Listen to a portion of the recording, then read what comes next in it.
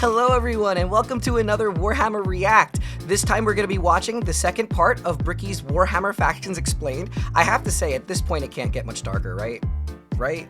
Anyway, this bit was cut from our live stream that we did yesterday afternoon. I hope you'll stick around and enjoy. Are you guys ready? Okay, Bricky, calm down, buddy.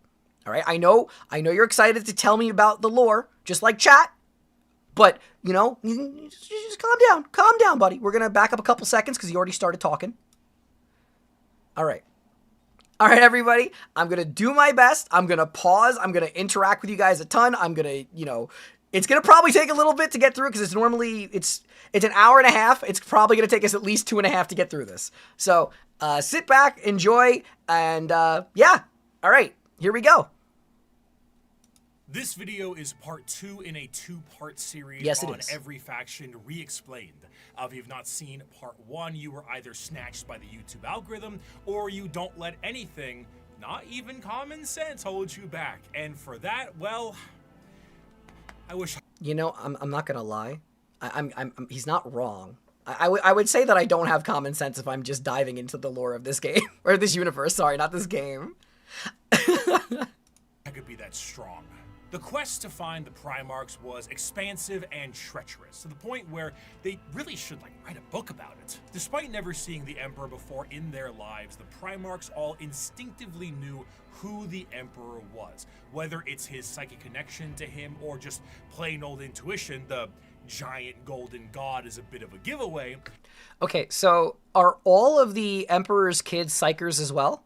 Because I know that not all humans are Psykers, even though all the Eldar are Psykers. And I remember the Emperor of Mankind is a Psyker, so are his kids... No, they're not. Some are, not all. Yes, no, yes, no, yes, no, yes, no, yes, no. All right, well, yeah, I guess we'll, I guess I'll learn more.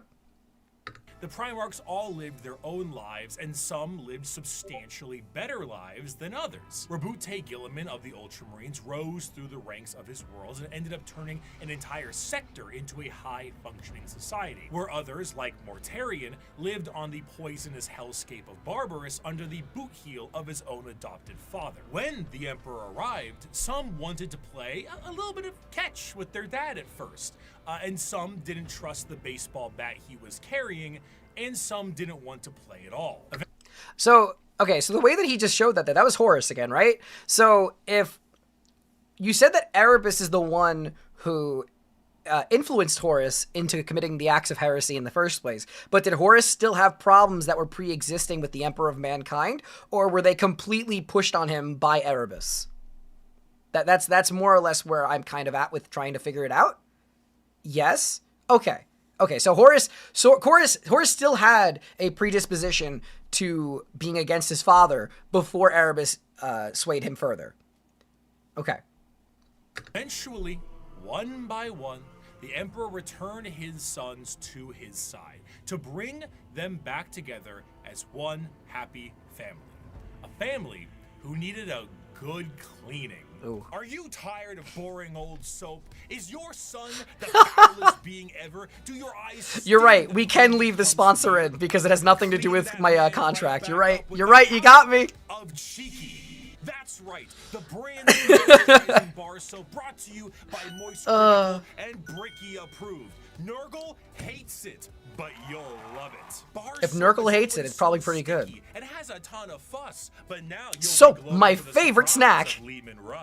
Cheeky soap is so good, we didn't even take a down payment for the sponsor. That's right. We love this soap so much, we are operating on 100% commission. We are supported purely and only by those of you who buy Cheeky. Wow. It's the best bar soap we have ever used. That is it is a very cheeky ad placement. Guaranteed. Take it from the man himself. Bricky's right. Very good. Enjoy a multitude if you told me Charlie was going to be on screen today, I would have thought you were joking. Soap, touch grass, and absolute cinnamon. Cheeky alone has made me swap back. They sell a Pope Francis scent, excuse me? No more liquid soap for this brick. Cheeky is the play. Go ahead and go to ushigi.com/Bricky or code Bricky for 10% off your purchase and domestically support these videos. That's code Bricky at ushigi.com/Bricky or click the link in the description to learn more. Get clean.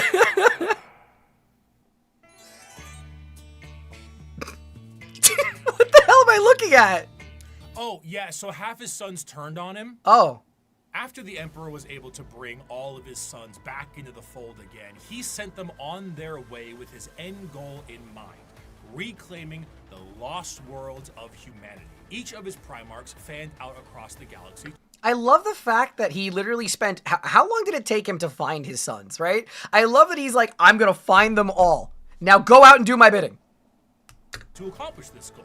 But the one they were expected to report to was his favored son, and the first one found, allegedly, which was Horus. Horus was granted to the title of War Master, and he certainly lived up to Big E's expectations, which were very 1,000 specific years. and set by Big E himself to all of his sons. However, either intentionally or not, the Emperor did not mention to his sons some of the more chaotic aspects of the galaxy. Horus himself, while in the process of reclaiming a more advanced human world, was informed of the existence of chaos gods, a factoid that Horus initially did not believe. To him, it was a bit unfathomable to think that his father would emit such significant information on the inner workings of the galaxy.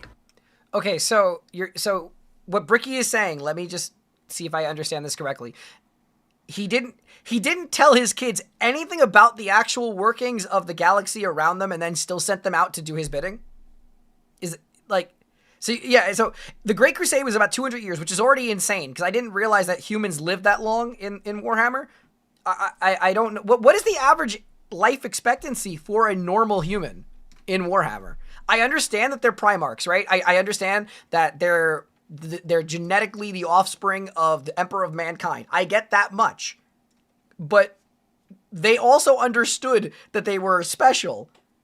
15 hours or less? Oh my god. 50 years in Warhammer? Thank you. Okay. 60 years to 60 seconds. All right. I see where this is going. All right. Back to the video. However, he soon realized this was the truth, and this betrayal was unacceptable. With the astronomical weight put on his shoulders and his father immediately leaving it all in his hands, combined with the slow corruption of his mind by those closest to him, he began to change his tune. Horus began amassing a following behind his father's back with several other Primarchs and began to formulate plans to usurp him from his throne on He kind of looks While cool this like was that. occurring, Magnus the Red tried to FaceTime his dad back on Terra, and that resulted in the shattering of a protective barrier between Terra and the demons of the warp. Due to this damage, the Emperor was forced to sit on the Golden Throne to assure that it would continue to function. Ultimately, half of the Primarchs would fall to chaos, and Wait, okay. That's not when he got stuck on the throne, right? Magnus didn't cause that, because I remember hearing in the first video that the Emperor of Mankind had to kill Horus, right? So he killed Horus, but he was not bound to the throne yet. That's not when this happens, right? Correct. Okay. I again, people who watch this as the other video when I post it without the chat, I apologize. I'm just curious, and I'm trying my best to learn everything I can here. Volume up, please. Do you guys want me to raise Bricky's volume a little bit? I can do that. I can raise Bricky's volume a little bit. Let's see. Let's try doing it just a little bit. Yes. Okay. Okay. All right. I just raised it a bit. Let's see if this is better.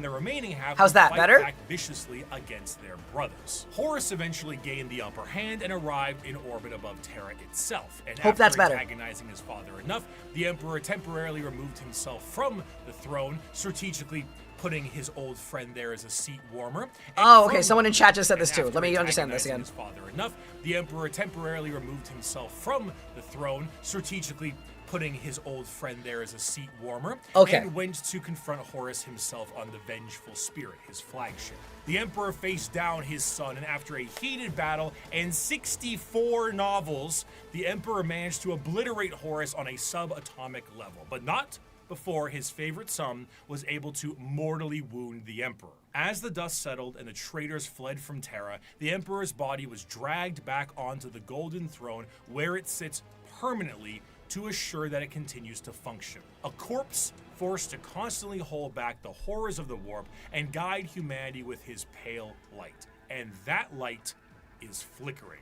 From there, the remaining members of the traitors to the Okay, before we even continue with the traders, and I'll back up a little bit so we don't like miss anything. So I know that this is a contentious point with you guys. Not just you guys, but people who watch this later. It's always a contentious point about the Emperor of Mankind. Now, he's there for a purpose of keeping the gates of hell, basically, from destroying everything for humanity. That's kind of what I'm getting. But now, he's there as there's so much to unpack with him.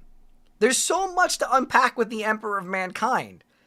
So, I understand that from what I remember, he needs to have 1,000 psychers a day to fuel him doing this, but he's effectively just a corpse.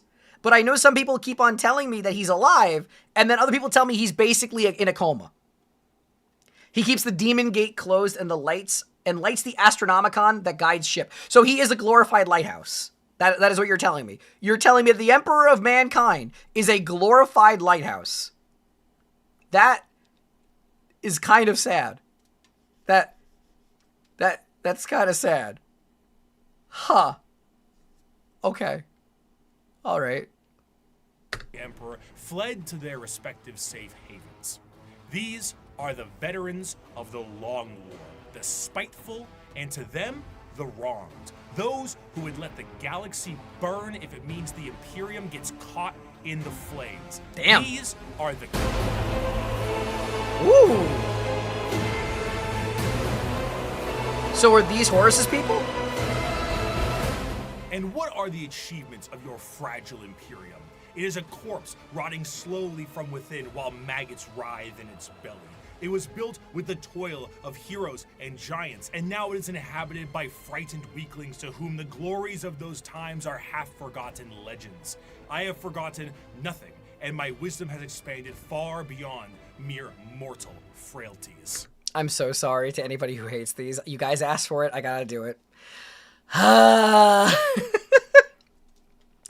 And what are these achievements of your fragile Imperium? It is a corpse rotting slowly from within while maggots writhe in its belly. It was built with the toil of heroes and giants, and now it is inhabited by frightened weaklings, to whom the glories of those times are half-forgotten legends. I have forgotten nothing, and my wisdom has expanded far beyond mere mortal frailties.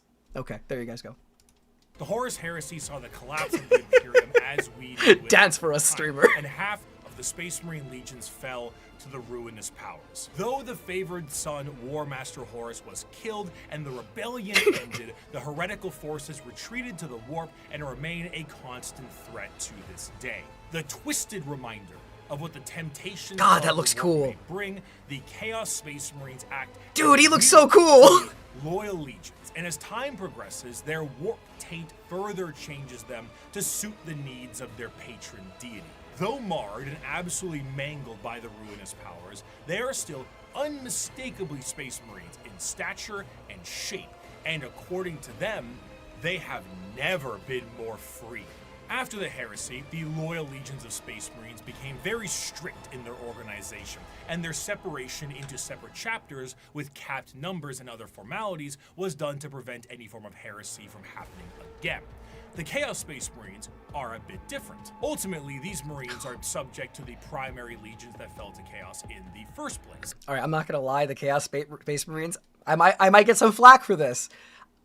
I kind of think the Chaos Space Marines are the coolest Space Marines right now. I Heresy, yeah, I know. I'm just saying, as far as their design goes, really cool. Really cool. I know this is a Demon Prince. I understand. I'm just saying, is from the previous thing before, the Chaos, they're pretty cool. They're pretty cool. The majority of these legions, the Black Legion, the Word Bearers, Iron Warriors, Alpha Legion, and the Night Lords, are supporters of Chaos Undivided, either enjoying the powers of all Chaos gods or sometimes shunning them altogether. But a few of them follow a very specific Chaos god. Thousand Sons are followers of Zeech, the Death Guard follows Nurgle, Slaanesh has their claws in the Emperor's Children, and the World Eaters are avid followers. I'm sorry, what? I'm sorry, what? I remember, you guys, okay, hold on. Hold the hell on. You guys, when I said that I liked the Emperor's Children, what do you mean Slaanesh has her, what? Nurgle, Slaanesh has their... Huh?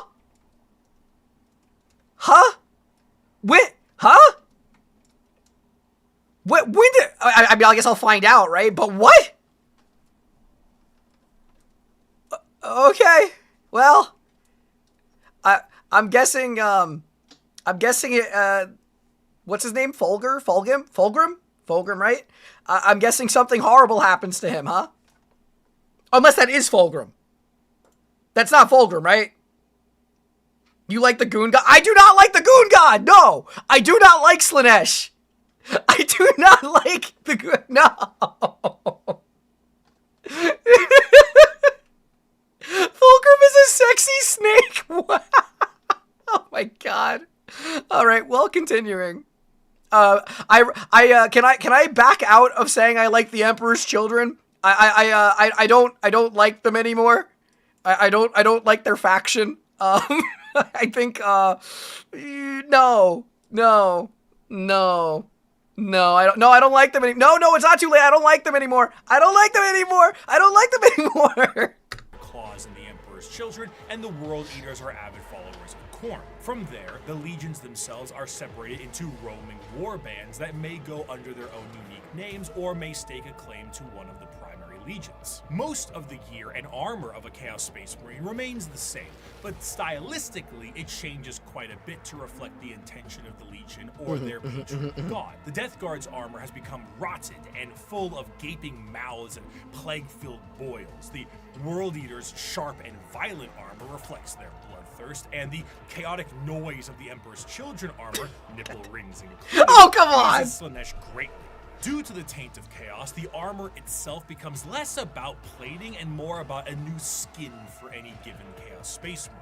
Though the Chaos Space Marines have no true fear of death or numbers diminishing, there are still major recruitment efforts for their legions. However, the conscription of these recruits is a lot more chaos-fueled and is more of a forced assimilation, and in some instances, breeding. The organ implementations and other modifications are the same, and the necessity of a gene seed remains the same, but the result is a hell of a lot different. Understanding Chaos Space Marines is a difficult exercise. If we took my original video 5 years back and looked at the Imperial Knights section, it mainly focuses on big stompy robots. Now that I understand more, I can discuss the Code Chivalric, the Throne Mechanicum, Squires, and Monarchs, and bring some more context to it all. To assume Chaos Space Marines are simply the opposite side of Space Marines would be foolish. Okay. For once you understand the plight of their Primarchs, it can provide a context always needed. Horus himself turned through an overwhelming weight on his shoulders and lies told by his father. But what of Angron? Angron lived as a slave gladiator for his planet's masters, who took Dark Age technology and shoved it into his brain, so experiencing any emotion other than rage. Aren't the Primarchs like insanely powerful? How did he become the whipping boy of the planet's monarch? Wouldn't he be able to like destroy most of these people on the planet?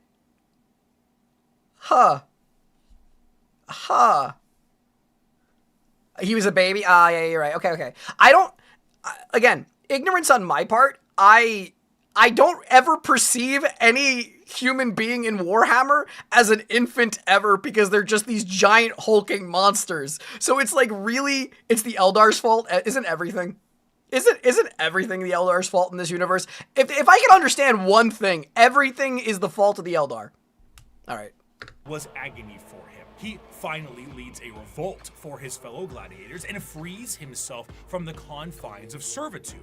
The Emperor finds him and says he will take him home, but Angron refuses. He will fight with his friends against the tyranny of his slave owners to the last. At the last he reminds me of stand Radahn. with him and his closest friends, slave gladiators, all of them outnumbered and on the verge of death, the Emperor forcefully teleports Angron to his flagship and none of his compatriots, leaving Angron to live and watch all of his friends die.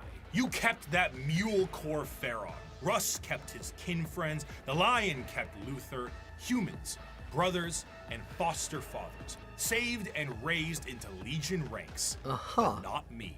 Not Angron, no. Did the Emperor teleport his gold-wrapped custodians down to help me in my army? No. Did he free the Warhounds and order them to battle, fight alongside me? No. Did he save my brothers and sisters the way he spared and honored the lion's kin? The way he honored Corferon? No, no, and no. No mercy for Angron, Angron the Oathbreaker, Angron the Betrayer. Oh, I saw the comment. Read, please. Oh my god. How would I even do this voice? I don't even know what this would be. Would it be like more dark and angry? Like, would it be like... You kept that mule. Wait, you kept that mule, Corfiron. Rus kept his kin friends. The lion kept Luther. Humans, brothers, and foster fathers. Saved and raised into Legion ranks, but not me. Not Angron, no. Did the Emperor teleport his gold-wrapped custodians down to help me and my army? No. Did he free the warhounds and order them to battle, fight alongside me? No. Did he save my brothers and sisters the way he spared and honored the lion's closest kin? The way he honored Corferon? No, no, and no. No mercy for Angron. Angron the Oathbreaker. Angron the Betrayer. Was that like okay? Do it while screaming? angry, oh, he'd be screaming? Damn, my bad. All right, my bad. Conrad Kurz lived as a lonely boy, scrounging the dregs of a hive city plagued by constant visions of an assassin sent to murder him by his own father. Lorgar was born on a world of chaos worshippers with abusive parents, and the Emperor decided the best way to reprimand him was destroy his holy city. The Emperor robbed Mortarion of vengeance and suppressed Magnus at every turn. The question isn't why the Primarchs rebelled. The question is, why didn't they sooner? To them, they are not the betrayers. They are the betrayed. They were under the boot of a golden tyrant, and they finally could be free from his heel. Of course, things have changed a lot since the heresy, and the Primarchs of the Chaos Space Marines that have... Why does he have nipple horns? Why does he have nipple horns? They're very intimidating. That's Magnus? Why don't you? You know what? Fair enough. Fair enough. Survive the fall are a twisted variant of what they used to be. They have all, for the most part, ascended to the position of Demon Prince and act as a direct connection between their god and their legion. However, due to the nature of the transformation and dedication to a particular chaos god, their actions tend to be separate from their legion's actions. Fulgrim, for example, is so infatuated with being a Demon Prince of Slaanesh that he is at times far too focused on his own personal perfection as opposed to conquest and sitting around like Frankfurter on his throne. Meanwhile, Lorgar is being stalked by a bird, so he's always on edge. The most adamant. Wait, hold on one second. That's Fulgrim. Yeah, I'm going back. Sorry, I got distracted. Yura had to go feed the cats. She's like, oh my goodness, it's 5 o'clock. We gotta feed the cats. Personal perfection as opposed to conquest and sitting around like Frankfurter on his throne. Meanwhile, Lorgar is being stalked by a bird, so he's always on edge. The most adamant against the temptations of the chaos gods, Perturabo, was even...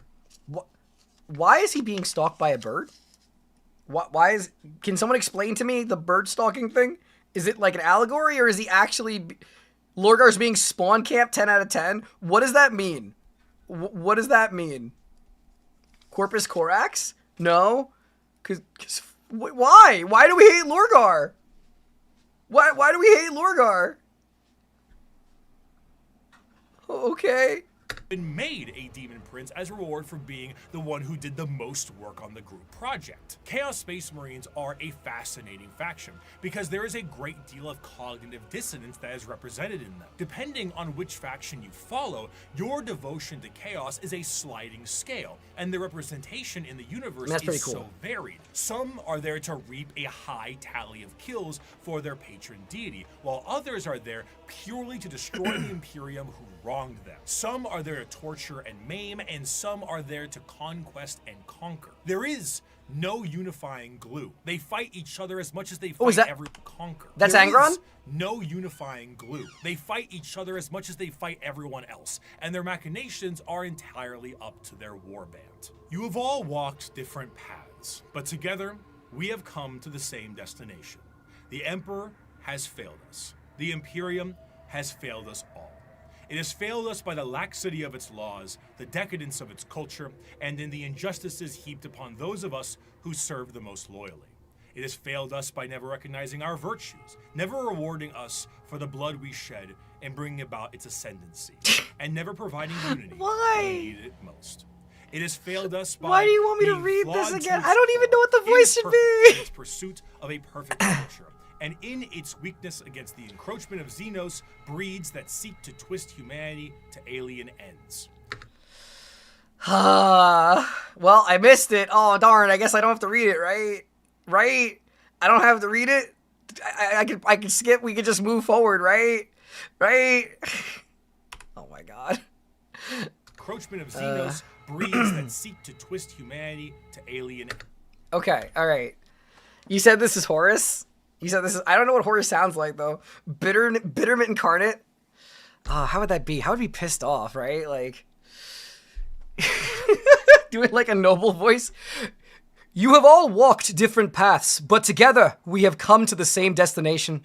The Emperor has failed us, the Imperial has... I can't even do it. Wait, fuck. I'm screwing this up so bad. I'm so sorry. Teeth gritted? Is it that bad? Horus sounds like a gangster? Just read it like you're on your 9 to 5? What does that mean? Bitter.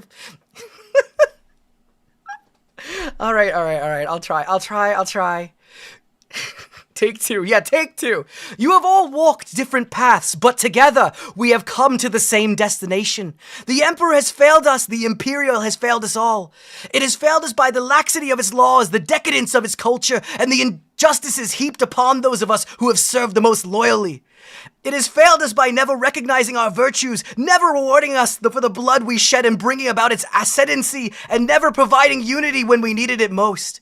It has failed us by being flawed to its core, imperfect in its pursuit to a perfect culture, and its weakness against the encroachment of Xenos breed that seek to twist humanity to alien ends. God, it hurts my soul to make some of these. Ends. The comments are going to be like, you suck. Most of all, by being founded upon lies. Why is there more? Forged by a dangerous deceit and erodes us all by demanding we sacrifice truth on the altar. Why is there more? This is an empire propagated by sin that deserves to die. And here on Istvan 5, we begin the purge. From these ashes shall rise. No, I'll a new leave it in. kingdom of I won't mankind, edit that out. An imperium of I'll justice, suffer. faith, and enlightenment. An imperium Horse is a heralded, yapper. commanded, and protected by the avatars of the gods themselves. An empire strong enough to stand through a future of blood and fire. I'm not reading the rest. You guys got a little bit. That was As enough. I have said before, Space Marines do not make up the bulk of the fighting force in the Imperium. So it would be ludicrous for me to not mention their dark cousins. The Code Chivalry is the sign of the power of the Imperial Knights. But what about the dark mechanic. Oh no. Oh no. Please. Okay, please tell me that they're not actually worse than the regular Mechanicus. Because the regular Mechanicus are horrendous. Please tell me that it can't get worse than regular Mechanicus. Yeah, I have no... Oh, no. No, oh, no. Oh, no. When I see the comments move that fast to my questions, it's never a good sign. That's never a good sign. They're 1,000 times worse? What? What? Oh, boy. Oh, boy.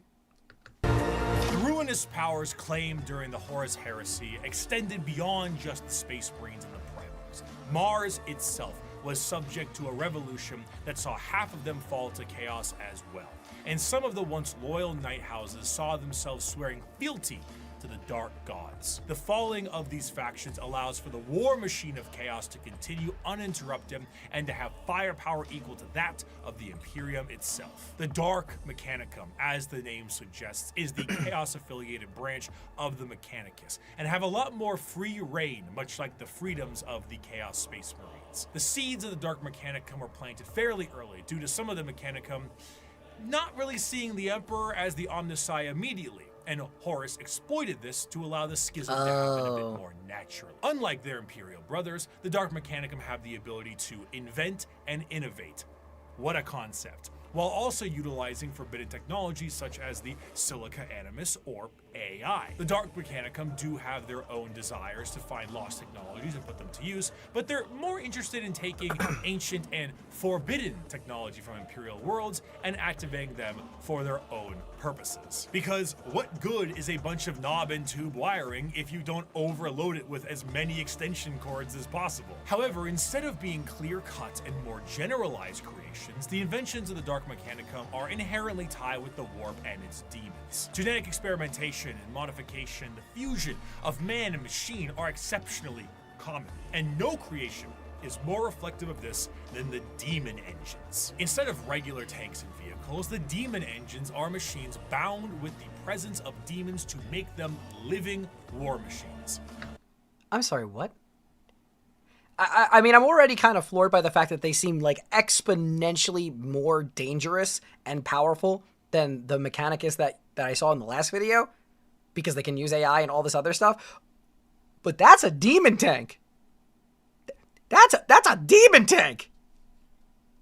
Unlike the vehicles of the Imperium, where a Mechanicus priest may be there to aid in its repair, a Warpsmith sorcerer is there to essentially repair and irritate the demon engine so that it can be a more effective killing machine. In certain factions, like the bitter and siege-loving Iron Warriors, they will lure demons with the promise of glory and easy bloodletting, only to then forcibly trap them into these demonic engines to use as weapons of war against the Imperium. Some lesser gods, like Vashtor the Archifane, is also a contract and arms dealer for the demonic stuff that comes from chaos. Many demons may sign a pact with Vashtor in the soul forges of the warp, and in doing so are given the weapons of war to kill as much as they can.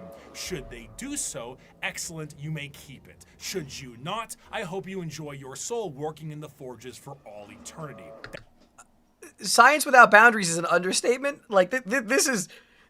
You know, Bricky has said this a couple times, and I agree with him. It's science that's kind of gotten to the point where it's basically just magic. It's basically just magic. That's what you signed with blood and oil. In addition, much like their ties in the Loyalist realm, the Dark Mechanicum and the Chaos Knight houses are deeply intertwined. There were, of course, many Knight houses that swore fealty and bent the knee to War Master Horus during the heresy, but a good portion of them had no choice, as they were absorbed by warp storms and corrupted into compliance. Many of these Chaos Knights reflect the very early Dark Age technology Knights with... Oh, come on. Okay, alright, that's cool looking. Mechanicum, which once had a noble sitting and taking control of generations of previous drivers and taming a beast, is now a saddle to a monstrosity of wrath and hatred. The nobles of the Chaos Knights fight to aggravate and bring the machine to their will while combating the corrupted minds of their fallen ancestors. Some of these nobles may do such a good job that they themselves fuse into the throne itself and become one with the knight. Yeah, if a noble dies, no worries at all. Unlike the Imperial ones that require a pilot, a demon can hop into the cockpit and control it instead. The Night Worlds also see full corruption as well. Where there were once peasants, there are now cultists, and the goal of the Chaos Knights are just as chaotic as the gods they follow. Some are sent to war by the ruinous powers. Others may protect Dark Mechanicum Forge worlds, and others still may be so hyped up on the ruinous powers that they are just aimless and reckless, hoping to unravel the fabric of the universe itself. Though the aspect of nobility is still there with the Chaos Knight, but it's hardly the same as it is on the Imperial side. As opposed to a beautiful knightly stallion, the knights here are horrifying and unpredictable monstrosities, fueled in part by the agony of the memories of the ancestors trapped within. An invasion by... Okay, I'm gonna back up a second, but yeah. No, Memento, totally right. This is Satan's Gundam. This is literally satanic Gundams. I don't know what else to refer to it as. That is insane. So far, they still aren't... Okay, you guys might think that I'm being a little bit silly here, but somehow, some way, I don't think that they're worse than the regular ones yet. Right now, they don't seem worse. I mean, wait. Am I mixing things up here?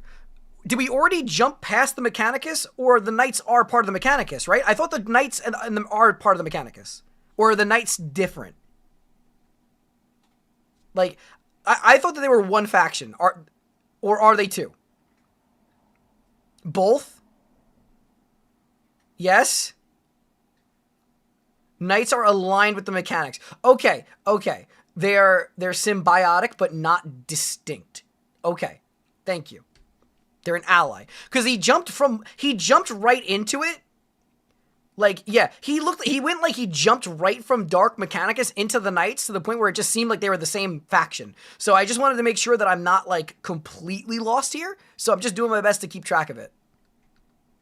By a house of chaos, the memories of the ancestors trapped within. Oh, I see. An invasion by a house of Chaos Knights is a horrifying thing. One might ask, how do Knights enter the battlefield? Normally, they can be deployed via dropships the standard way, but Imperial Knights can be deployed with a drop keep. A gigantic Knight keep with, like, towers and stuff will hurtle towards the surface like a drop pod and be slammed into the ground with an excessively thunderous crash. Then, massive drawbridges slam down, banners unfurl, and huge horns play the song of their people as these lumbering robots charge out of their, again, drop keep to fight for the Imperium. So imagine. I love that. I love that so much. I love that so much. What a warp-fueled version of this could look like. If you get the opportunity, you should kill yourself.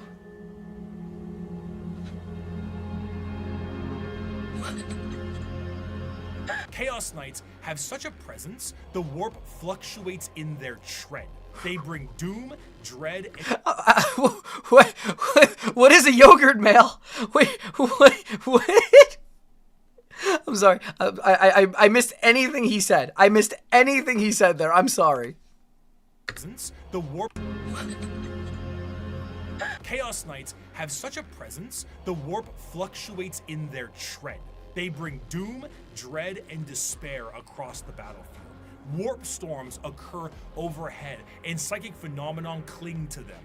A Chaos Knight will arrive either in some warp-debased platform, or perhaps a portal itself, or climb out of a pool of blood. As the air gets heavy, the enemy feels a crippling sense of paranoia, and the sky begins to rain blood, acid, and God knows what else. The horrors of the warp have resulted in a dramatic change in technology in the favor of their forces. Though in practice, it is a horror beyond comprehension, their baseline desires don't seem that radical on paper. They are creative builders, working to innovate and improve technology while utilizing anything they can to accomplish their STEM goals. Right. Looking at the dark forces of chaos and the Emperor now on his golden throne, humanity is fractured. The Emperor himself is the guiding light for warp travel for humanity, and in being that exists as a beacon for the entire species. Without him, things would get somehow worse. Therefore, he needs his protectors. Where a Thunder Warrior wasn't enough for his armies, and half of his Space Marines turned traitor, the Emperor's personal bodyguards are something else entirely. They are not the fallible Astartes, nor are they a nightmarish concoction of organs and indoctrination. They are built and gene-crafted with science bordering on magic. They number 10,000 strong, and each of them is a hero. They are the Adeptus Custodians. Rare is the battle where I'm assuming these are popular. Custodians outnumber our foes. We are ever beset, surrounded upon all sides by heresy and foulness, just as is Terra itself. Yet, like the throne world, we stand resolute, indefatigable, indomitable. Let the enemy come. Let them darken the horizon with their numbers. Still, we will prevail. Though the Emperor Henry sits Cavill rotting on the incarnate. golden throne, his talons remain sharp. The Talons of the Emperor was the name given to the most elite forces at his disposal. The left hand of his talons comes in the form of the Sisters of Silence, psychic blanks that scour the galaxy. I've never heard of souls them. To fuel the Astronomicon in the form of the Great Tide. 1,000 psychers sacrificed daily to keep the Emperor of Mankind alive, dragged into the black ships of the Silent Sisterhood. Is this the one that everybody got really upsetty spaghetti about? I remember people got really upset about like female custodies. Is that these? Yes, no. Because these look cool as hell. Because these characters look super cool. Like super cool. Like the armor design is outstanding. Like legitimately outstanding. Right hand of the Emperor's Protectorate, his golden bodyguards that serve him and only him.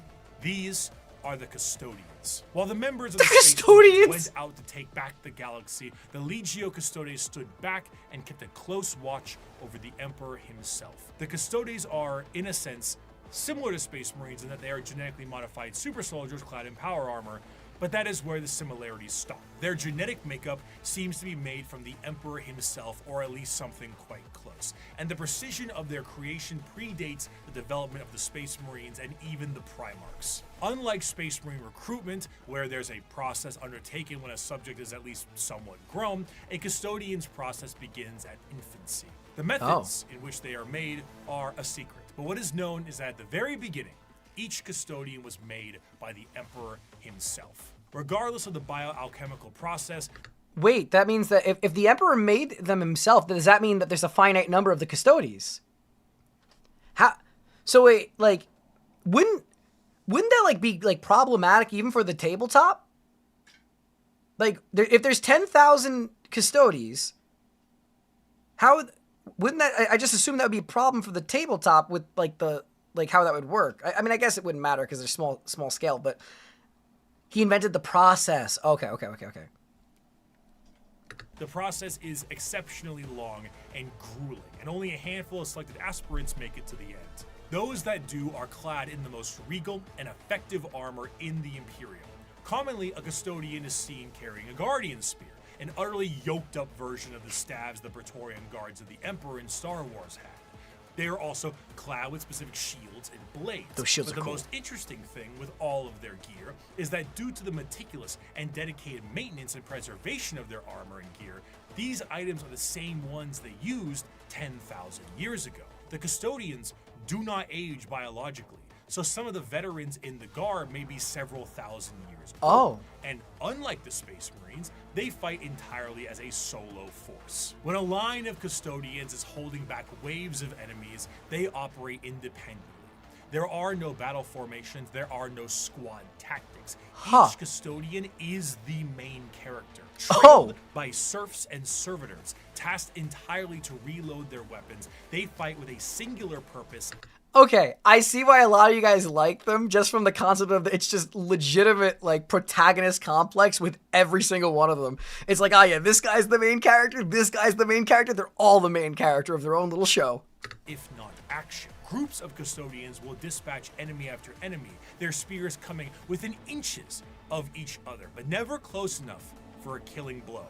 Their strikes are intentionally defensive, allowing their opponents to attack 1 to 2 times before parrying and ending their lives. Each strike deflected is an opportunity to know their enemy more and learn from their patterns. They are truly the Emperor's bodyguards, masters of close combat, enemy knowledge, and reactions measured in milliseconds. Though the Custodians are a part of the Adeptus Terra, the members of the Guard only answer to their own leadership and the Emperor himself.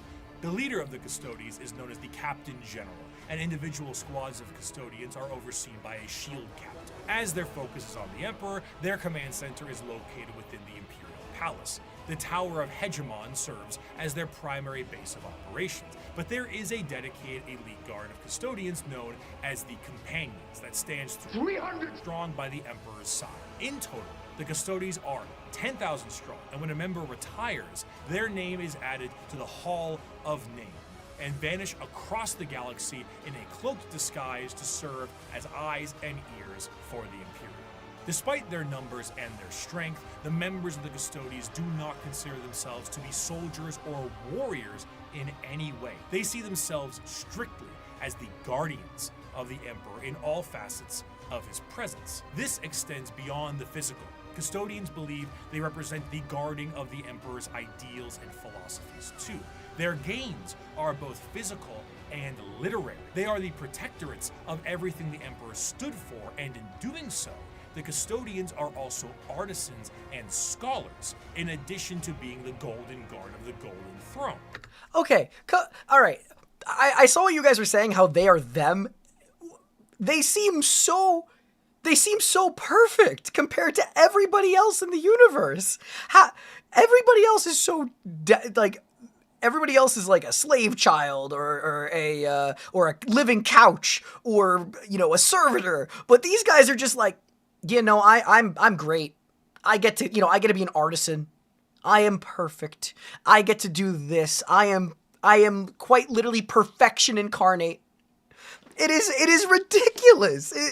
I can see why they are so popular. That is insane. However, due to this nature of being protectorates, they have a very strong view when it comes to the Space Marines and the Primarchs. The Emperor himself had insinuated many times that once the galaxy was brought to heel, that there would be no need for the Space Marines anymore, and they were to go the same way that the Thunder Warriors went before them. The Custodians were meant to be the judge, jury, and executioner of this will, and are biologically designed not only to be able to take down a Space Marine with ease, but to be able to go toe-to-toe with the Primarch as well. During the heresy, the Custodians mused on how suspiciously easy it was to kill Chaos Space Marines, as if they were trained and made for that explicit purpose. Constantine Valdor, one of the closest advisors of the Emperor, was asked if he ever disagreed with Big E on something, and he said once, with the formation of the Primarchs. I feel I do my best, but they don't. Let me ask you a very fair question. What do you do successfully? Quickly.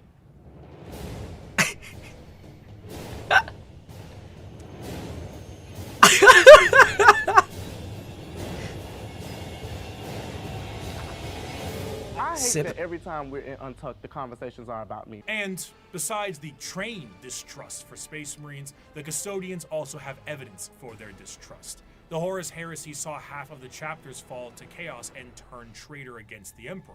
In the mind of a Custodian, the fact that half of the Space Marines fell before means that the other half can fall with ease. They are fully capable of wiping out literally any force put against them, and in a sense are the final representation of the golden age of terror. However, they are forced to stand in silent and blind service to the Emperor and to the ill of the Imperium. And they, for 10,000 years, have stood vigil over the Imperium and have watched its rise and fall with the inability to do anything about it. While they do go out and fight some battles here and there, at the end of the day, the vastness of the Imperium means that the closest advisors to the Emperor himself are powerless to make any change. But goddamn, can they kill a Space Marine? For 100 years, I stood my watch amidst the somber shadows of the Sanctum Imperialis.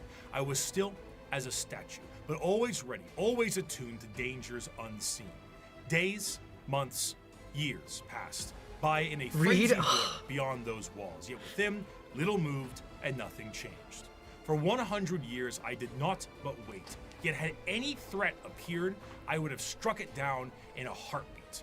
For 100 years I stood my watch, and as it ends, I can tell you this. I'll read. Patience is a weapon. And also, take care, Zero. Thank you for stopping in. I really appreciate it. So, I'm not going to lie, though. I will say this. I'm going to be a bit of a basic bitch. The Custodians might be the coolest of the Space Marines, even though they're not Space Marines. They're pretty cool. They're pretty cool. Reed is diabolical. How would it be diabolical? Like, for 100 years I stood my watch amidst the somber shadows of the Sanctum Imperialis. I was still as a statue, but always ready, always attuned to the dangers unseen. Days, months, years passed by in a frenzied blur beyond those walls, yet within little moved and nothing changed. For 100 years I did not but wait, yet had the threat appeared, I would have struck it down in a heartbeat. For 100 years I stood my watch, and it ends as I can tell you this: patience is a weapon. All right, there you go.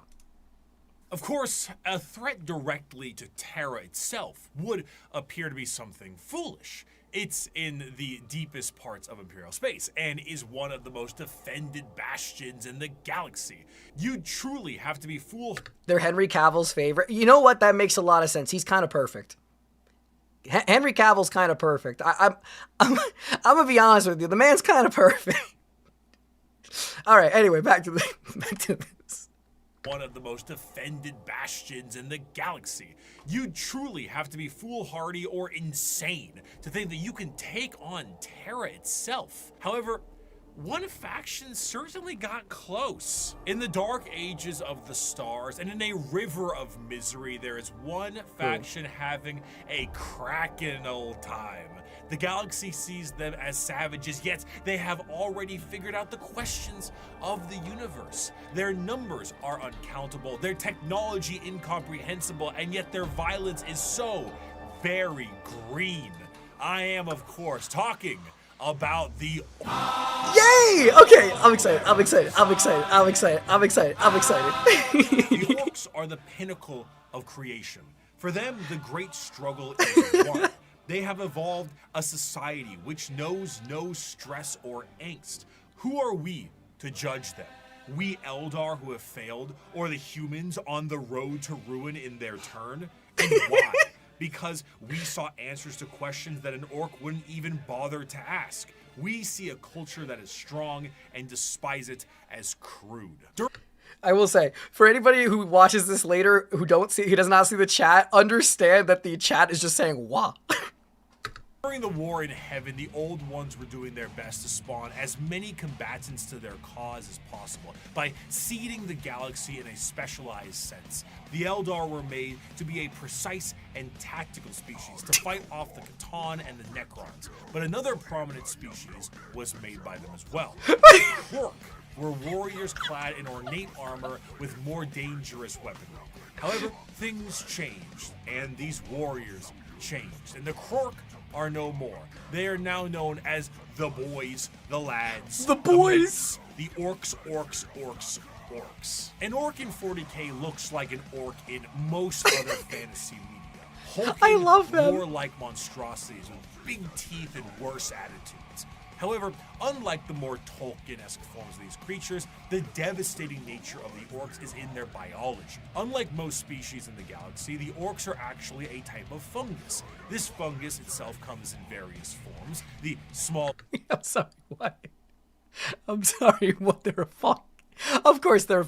You know what? Why am I not surprised? Why am I not surprised that they're a fungus? I feel like that should be like the least surprising thing I've heard so far today. Goblin like Gretchen and Snotlings are a part of this fungal ecosystem as well, and also the squigs, which can be used for basically anything. But regardless of what is a part of the fungal system, all of them are born from spores that land on the ground and grow. As they travel around the galaxy, they drop spores literally everywhere, and then an orc dies, and they drop tons of fungal spores that allows for their numbers to be replenished over a period of time. Because of this, orcs are not only extremely prominent across the galaxy, but they are exceptionally resilient due to their growing cycle. Even if one orc lands on a planet, it will be nearly impossible to get rid of all of the orc presence unless the planet itself is completely destroyed. And even then, they might find a way to survive. Due to their fungal nature, orcs don't really stop growing, and the more long-lived an orc is, the bigger they get, and the more an orc fights, the bigger they get. Of course, since they're constantly getting into scraps, an orc's lifespan isn't necessarily that long. Okay, wait. I love them, okay? I love them so much. So the more they fight, the bigger they get. It's so stupid. I love it. It's so stupid. They're completely broken. They at least they sound completely broken, and they just get bigger. I love it. So the bigger orcs are harder to find. Though alongside this, however, they are a tribe-based species that is comprised of war bands, and the biggest and the strongest orc leads the war band known as the war boss. At the bottom end of the orc tribal Please don't system give me are the quotes to Gretchens read, and the please. Snotlings. These members act as the servants Sorry, I of missed what he the orc said. tribal system are the Gretchens and the Snotlings. These members act as the servants and slaves of the orcs, and sometimes their actual ammunition, despite being a bit smarter and more cunning than their bigger brethren. Because in orc culture, the biggest is the boss. The smallest gets picked on and thrown around. Beyond the war bands and the tribes, orcs also belong to a specific clan. Tribes constantly shatter and rebuild, but the clans do not. They are, in a sense, a psychological state of being for any given orc, and gives an orc their specific character and traits. And to make things easier, these clans are also color-coded, so that's very easy to tell what orc does what. Though there are many clans out there, 6 of them are the most prominent and well-known. The Bad Moons are essentially the merchants and have a lot of money because their currency is teeth, and they grow teeth faster than any others. The Blood Axes are the stealth units, and by stealth, it means like slightly more quiet than the others, and they have a love for LARPing as humies. Death Skulls are the scavengers, and the Goths are the close combat specialists. And on the 2 ends of the spectrum, we also have the tech-savvy Evil Sons, and the more traditionalist and tribal Snakebites. Another major facet of orcs Wait, it's is their purple! religious beliefs. They believe in 2 gods, Gork. Excuse me, you guys all told me you haven't seen a purple orc. There's a purple orc right there. Excuse me. Excuse me, chat. Evil Sons, and the more traditional. You're all wrong. Purple orc was right there. Another Look at that, purple. You see? Purple. major facet of orcs is their religious beliefs. They believe in 2 gods, Gork and Mork.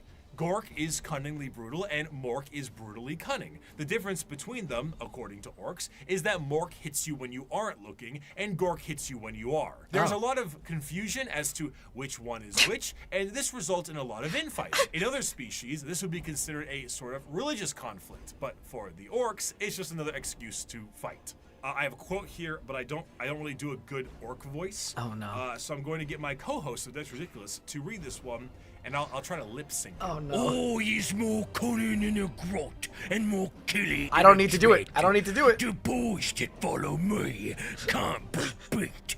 On Read it Pisana, we jumped the Marine boys, and our boss pose was covered in the helmets we took from the dead-ends. We burned their port and killed their bosses and left nothing but ruins behind. I'm your Lord Gezgul Mac Uruk-Drucker, and I speak with the word of the gods. We's gonna stomp the barely universe read. flat and kill anything what fights back. We's gonna do this, cause we're orcs, and we was made to fight and win. There's no way I can do that. There's no way. Do it. Oh my god. Oh, he's a more cunning than a glutton, more killing than a dread. The boys that follow me can't be beat. On Pisana, we jumped the Marine boys, and our boss poles were covered in the helmets. We took from the dead-ends. We burned their port and killed their bosses, and nothing left but ruins behind. I'm Warlord Gazkul Mak Uruk-Thrucker, and I speak with the word of the gods. We is gonna stomp the universe flat and kill anything that fights back. We is gonna do this cause we're orcs and we was made to fight and win. I hate you all so much. I hate you all so much. It's because this fucking sounds terrible. Fighting is the biggest aspect of orc culture, and it's essentially their life's purpose. They are genetically hardwired to get into battles and scraps with enemies that can feel pain. The more they fight, the bigger they get. This, combined with them getting bigger over time, means that some of the biggest and baddest orcs of all time have been notably gigantic. The Beast, as he was known, was about the size of an Imperial Knight. If an orc runs out of other enemies to fight, they will immediately start infighting to scratch the battle itch. For example, in The Warp, a planet exists where a band of orcs are in a constant state of war and battle, and have been for an improbably long amount of time, strictly because how much Khorne enjoys himself watching it. Okay, so the warp isn't the warp where the unspeakable horrors are, right? So Khorne just enjoys watching them and kind of just lets them do it. Okay.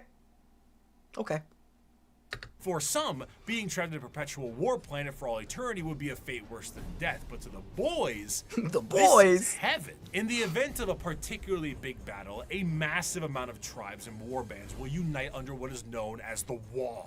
The concept of a Wa covers a few bases. The first is the group aspect of the massive green tidal wave of orcs fighting for the same cause, the cause being the second base. But the most prominent aspect of the Wa is the psychic aspect of it. Remember how the old ones made the Eldar and all the Eldar are psychic? Well, the orcs are too, kind of, but just not as much. Only a little bit of it. And they often don't know how to use it and frankly don't care. But a huge gathering of orcs generates a psychic field that allows orcs to be more organized, dangerous, and dedicated to the war-based cause. However, the true extent of the psychic energy and its usage is relatively unknown, but that doesn't matter considering the outcome 90% of the time. In a similar sense, their ragtag technology and weaponry is also a mystery to most who encounter it purely because of that Wa energy. The technology the orcs use seem to be held together with duct tape and plastic glue. This is where the I'm a tank thing comes from, right? Right? Okay. And crude doesn't even begin to describe it. Their guns seem to have an inordinate amount of ammunition and firepower, and they are seemingly able to put things together on the fly in the middle of combat. The Imperium is of the mind that the orcs' weapons and machinery only work due to their innate psychic ability, but realistically, orc gear hardly works in the first place. Weapons blow up in a Bugs Bunny-esque manner all the time, and their war buggies can collapse in the middle of battle. Just because it works a handful of times does not mean it's an effective weapon. But this doesn't stop the orcs and their green tide. To really understand the power of the Wa energy, orcs can operate purely off of belief. Now, a misconception is that orcs believe something is real and it happens. But that isn't true, because that's just one orc. However, there's never one orc. There's normally a few billion Wait. I'm gonna use the power of Wa, okay? I'm gonna use the power of belief, chat. Okay? This is to all of you. This is to the viewers as well after this goes public as a regular video. Like and subscribe. I'm using the power of belief to generate all of your subscriptions right now. I can feel it in my bones, okay? I'm just letting you know it's all the Wa. Okay? Alright, okay. Together, and if they all believe something is true, the warp will tend to respond with a positive green light. Sometimes. Do the red ones go faster? Well, with enough orcs, yeah. How does an orc buggy with an engine block that's just a boulder with vroom vroom written in chalk work? Who cares? Orcs breathing on a ship with a hull breach? Go ahead. An orc went back in time to kill a version of himself so he could have two of his favorite weapons. It is shenanigans. Because of their actions and... Is that true though? I know that I've heard that in jest, but have the orcs actually gone back in time? Like, is that story? Is that like canon or is that fanon? Yeah, yes. Oh my, I love it. I love it. There is nothing anybody can tell me that these aren't the freaking coolest things, or at least the funniest things in all of Warhammer. I love them. I can't imagine anybody not liking them. They're just amazing. They're so stupid. They're amazing. Aesthetic, the orcs tend to be presented in a comic relief sense in a lot of media, particularly the media from their perspective. They are bumbling and loud and goofy British football hooligans, and they say silly things and act in silly ways. But to the citizens of the Imperium, the orcs are far from funny. They are violent and irrational creatures that take humans for punching bags, slaves, or ultimately dinner. They have no moral compass and are violent and brutal killers that know nothing else. They are genetically designed to be a violent species that was capable of beating back the Necrons and the Catan. And if the orcs were ever able to unify under one banner, they would be utterly unstoppable. However, due to their aggressive nature, their organizational skills are non-existent. Okay, so wait. If they were strong enough to fight back the Necron and the Catan, is that when the Necron were still Necron tier? Or was that after they... Because the Catan... The Necrons basically Pokeballed all the Catan, didn't they? So why would it be the Necrons and the Catan? Because I thought the Catan just became like a power source for the Necrons. They were robots by then. They were the Necrons. They became the they were made to combat the Necrons. Okay. I'm sure there's also a lot of pieces that I'm missing because I've only watched, a couple of videos so far. But like, that's what I'm trying to understand. The one thing that I feel like I've understood a fair bit of so far, because he did go into a lot of detail, was the Necron tier to the Necron era and all that fun jazz with the Catan. So, see, even if I'm not physically taking notes, I'm absorbing some. I am absorbing some. Everything you guys write in the comment section, I do read. So I do learn a lot from you guys. Just stop telling me about how there's no wolves on Fenris. I hate it. I hate it. I hate it. I hate it. I hate it. I hate it. I hate it. I hate it. Okay. And they tend to just beat each other up for the fun of it. All that exists in the mind of an orc is fighting, and nothing else. If they wipe out their enemies, they will inevitably wipe themselves out as well. They are a brutal Ouroboros doomed to an endless war cycle, but to an orc, why does it matter? If they fight and they win, they win. If they fight and they die, it was a good fight. Now that the Xenos are growing in strength and more are threatening the safety of the Imperium, they need to bring new methods in order to handle what they are currently facing. Okay. The Emperor is on the Golden Throne. Half the Space Marines are traitor, and they are beset from enemies within and without. So now, the Lords on Terra must prepare for anything possible, and sometimes the impossible. For that, they take to the stars to explore and expand. They recruit assassins for priority eliminations, they train a galactic police force and a secret police to root out any and all heresy. The lesser known, yet most feared, Agents of the Imperium. I don't think I've seen the Agents of the Imperium before. I carry with me an inquisitorial seal. It is a small, unassuming object contained in a neat box of Pluvian obsidian. It is a modest thing, relatively plain, adorned with a single motif and a simple motto. Yet with this little object, I can sign the death warrant of an entire world and can sign 1 billion souls to a where the Imperium may see its justice dealt out by the hands of its armies and the gauntlets of its Astartes. When one needs eyes, ears, or both cut out, it looks last one and can sign 1 billion souls to oblivion. Oh, well, he missed it. Warrant of an entire world and can sign 1 billion souls to a.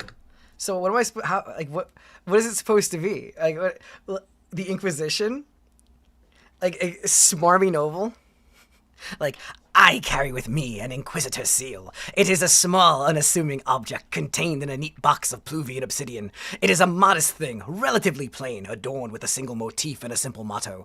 Yet with this little object, I can sign the death warrant of an entire world and consign 1 billion souls to oblivion. All right, last one.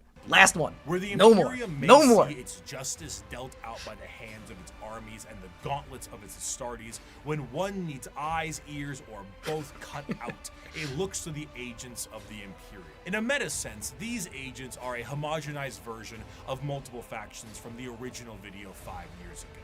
They comprise multiple aspects of the wide and all-encompassing armies of humanity and serve different roles. Whether it be the law enforcers of the Adeptus Arbites, the void-faring explorers of rogue traders, the invisible hand of the Assassinorum, or the hospitality of the Emperor's Inquisition. Each has a part... Okay. Just a little bit of bias here. Favorite design I've seen so far. I love that. I love that so much. Oh my goodness. To play in the God Emperor's domain. Someone give me Rogue artwork of that. Traders are a great example of a somewhat undiscussed part of the Imperium, its nobility. While you may see the General Imperium as a totalitarian hellscape, because it is, this is to those under the boot of the nobles that run it. Rogue traders are a special kind of explorer, and their existence is extremely important to the function of the Imperium. A rogue trader is often an extremely special individual and is given the monumentally sized warrant of trade, allowing them to be given almost complete and utter freedom. Their task is simple: to chart the uncharted, learn the unlearned, and do whatever they can as an explorer and conquistador for those back on Terra. This information is, strictly speaking, invaluable. Whether a sector can be settled and colonies built, or precious rare resources exist on a floating asteroid can be mined, or a long-lost Imperial world from the Age of Strife is recovered, it's all absolutely imperative. These rogue traders are faster than any other kind of Imperial armada and therefore chart the direction of the entire society. Because of this, rogue traders are given a substantial amount of freedom. They have a ship and a crew of specialists and can do things that would see any normal person shot. I see you guys mentioning the game too, but like, why doesn't Warhammer have an MMO? Not Warhammer, sorry. Yeah, Warhammer. Yeah, why? Like, I know Warcraft has an MMO, but like, why doesn't Warhammer have an MMO? Like, the universe is massive. Like, the universe is massive. It did. Really? And it just didn't last? That's not... It's way too big. I just feel like it's such a free real estate for them to do. It just really seems to me like it'd be legitimate free real estate. All right. They can barter deals and even recruit Xenos races. They can explore areas strictly prohibited, and they can earn a vast amount of wealth and riches in doing so. This tends to make rogue traders a very long lineage, and their heirs take up the mantle of their house. By being explorers, they become fabulous. Okay, just to respond to what you're saying, I agree with that, though. In fairness, RuneScape is goated. Wealthy, and some can become quite the assholes while doing so. But truly, much like a night pilot, a rogue trader is an exceptionally rich individual who can back it up. They are master swordsmen, explorers, merchants, settlers, diplomats, and everything in between.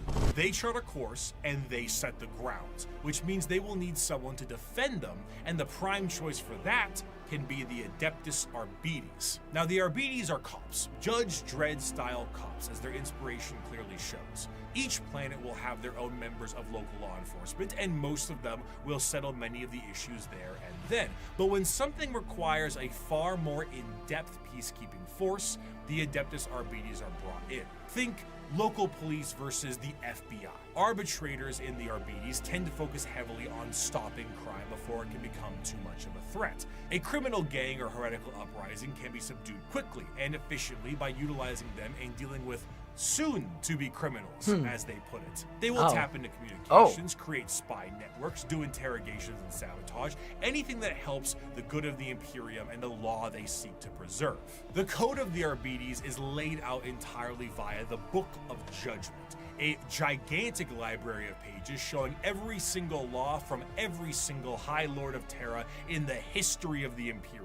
Because the Imperium is so vast, hundreds of laws are added every single day, and the library continues to grow with more and more laws and judgments. While Arbites themselves carry a small version called the Book of Law on their person, this does I'm sorry, I just read the thing that he has up there. end up creating a system where the unjustly prosecuted will never escape their prisons. If an innocent is wrongly convicted, any form of legal counsel will need to go through the Book of Judgment to help get you out. Often these prisoners require hundreds of years of litigation, in which they will eventually expire before they can be deemed wrongly convicted. Innocence is irrelevant. You have been judged guilty of transgressing the Lex Imperialis. Do not compound your guilt by evading punishment, as there are greater crimes, so are there greater sentences. Of course, should something go out of the Innocence is irrelevant? What? hands of the Adeptus Arbites, there is always the silent hand of the Officio Assassinorum to take their place. Naturally, the Imperium has assassins, and these assassins are sent to dispatch important figures that would not normally be handled by simply sending waves and waves of guardsmen at it. The Assassinorum is headed by the Grand Master of the Assassinorum, who is a High Lord of Terra and perhaps the shadiest individual in the entire galaxy. At his disposal are multiple types of assassins that all specialize in various things. Their training is extreme and absurd. Aspirant children are often subjected to Hunger Games style combat with each other on the ride over to the temple. Then you get low gravity, high pressure, traps, horrendous physical and mental strain, and everything in between. Then their minds are wiped completely and the real fun begins. An Imperial assassin is nothing to mess around with. They are some of the fastest moving and hardest hitting things the Imperium has at hand and can go toe to toe with Space Marines depending on which temple they are from. Seriously? Some, like the Vindicares, are master snipers who lie in wait for weeks, days, or even months. Now, when you guys play with the tabletop, like, are there people who just play with the assassins, or do you need to have them mix with other things? Like, I have no idea how the game is played, and that's a whole other can of worms that I'd have to learn. But, like, could you just have a whole little group of assassins, like, hiding in the corners for the game? Does that work? Mix? Okay, they're support units. Okay, I was going to say it would make no sense that they could be their own army. Okay. Okay, cool. See, I'm learning. Thank you. Just to get the perfect headshot from 5 kilometers away and disappear. The Calidus Temple are masters of shape-shifting and take a drug that allows them to transmute their body into whatever they see fit. A confidant of a target may be killed and they will take their place before killing their target outright. Or they could shift into a member of a Chaos Warband with symbols and flesh and all that to earn the trust of a cult leader before slitting their throat. The Caluxus Assassin is a psychic blank, a soulless mutation, making them appear as uneasy to normal humans and downright disgusting to psychers. When a powerful psyker is causing issues, this is who you send. Their specialized helmet enhances their already latent powers and will allow them to all but drain the souls from those they touch and their very body. It is an extreme weapon used when a direct form of pressure must be applied to an otherwise untouchable psyker. Now, if you need a direct pressure in a more literal way, the Eversaurus. Blanks are humans born without a soul. Oh, okay, you know, casual, you know, human born without a soul. Yeah, I get you. For you, a drugged up comatose psychopath that is directly dropped on enemy lines and allowed to wreak havoc, killing anything and everything it sees in a blaze of movement and blood before it inevitably dies and causes a plasma explosion on its demise. There are other temples as well, the Vanus Temple acting as sort of like a cyber hacker, the Venomim Temple specializing in poisons, but all in all, assassins move with their skin-tight body gloves with a speed unmatched and force unexpected. One of the best assassin novels puts a Vindicare Calidus and Vanus to infiltrate a night world, kill the High Monarch of the Night, who is permanently stuck in his giant robot knight, install a new ruler in his stead, and make sure nobody knows the Imperium did it. Sorry, say it again. Monarch of the Night, who is Vanus to infiltrate a night world, kill the High Monarch of the Night, who is permanently stuck in his giant robot knight, install a new ruler in his stead, and make sure nobody knows the Imperium did it. Their missions are insanity, and their tasks impossible, and they do it anyway. Thus is the power the Assassinorum wields. We do not determine the guilty, we do not decide the punishment. We are merely the cold instrument of the Emperor's vengeance. Yeah, they're kind of cool. There is no form of death unknown to us. There is no form of terror beyond our means. There is no enemy outside our reach. We are the blade that hovers over the throat of the traitor. We are the bullet that awaits the heretic's skull. We are the poison in the throat of the alien. However, despite the prowess of the traitors, the police, and the assassins, there is one that stands above all. As the Imperium settled into its post-Emperor world, they needed a force to root out corruption wherever it could be found. But they needed specialized individuals who could do so. Men and women who would serve as detective and executioner. Just to what you're saying, TJ, you know what? Maybe the Warhammer audience will actually know the character. I feel like nobody knows who Spawn is anymore. I used to think Spawn was such a cool idea of a character, but like I feel like nobody has any idea who he is. Like, how many people in chat actually know who Spawn is? Because I feel like he is from the era of the 90s that a lot of like the younger kids don't even know who he is. Spawn's peak, yeah, 90s. Okay, you know what? I think I've realized something here. Is it possible that the Warhammer demographic is from the 90s? Is it possible the Warhammer demographic is from the 90s? Super underutilized character. That's what I would think. Yeah, I used to think Spawn was so cool. I still have. My uncle gave it to me. I still have Spawn Volume 9. It's not like a valuable one or whatever. I just thought the cover art was so damn cool looking. It was so damn cool looking. Okay, all right. Anyway, back to Warhammer. Sorry. Just a little sidebar there. This new secret police would have unlimited authority, and they would be known as the Inquisition. Inquisitors of the Inquisition My queen. are one of the most feared individuals in all of the galaxy for the common members of humanity. Trained in the most difficult of conditions and mental hardening, they have long closed their minds to the compassions of those they deem guilty. Inquisitors are, for the most part, detectives, but they are detectives whose authority is unmatched and actions justified by the state itself.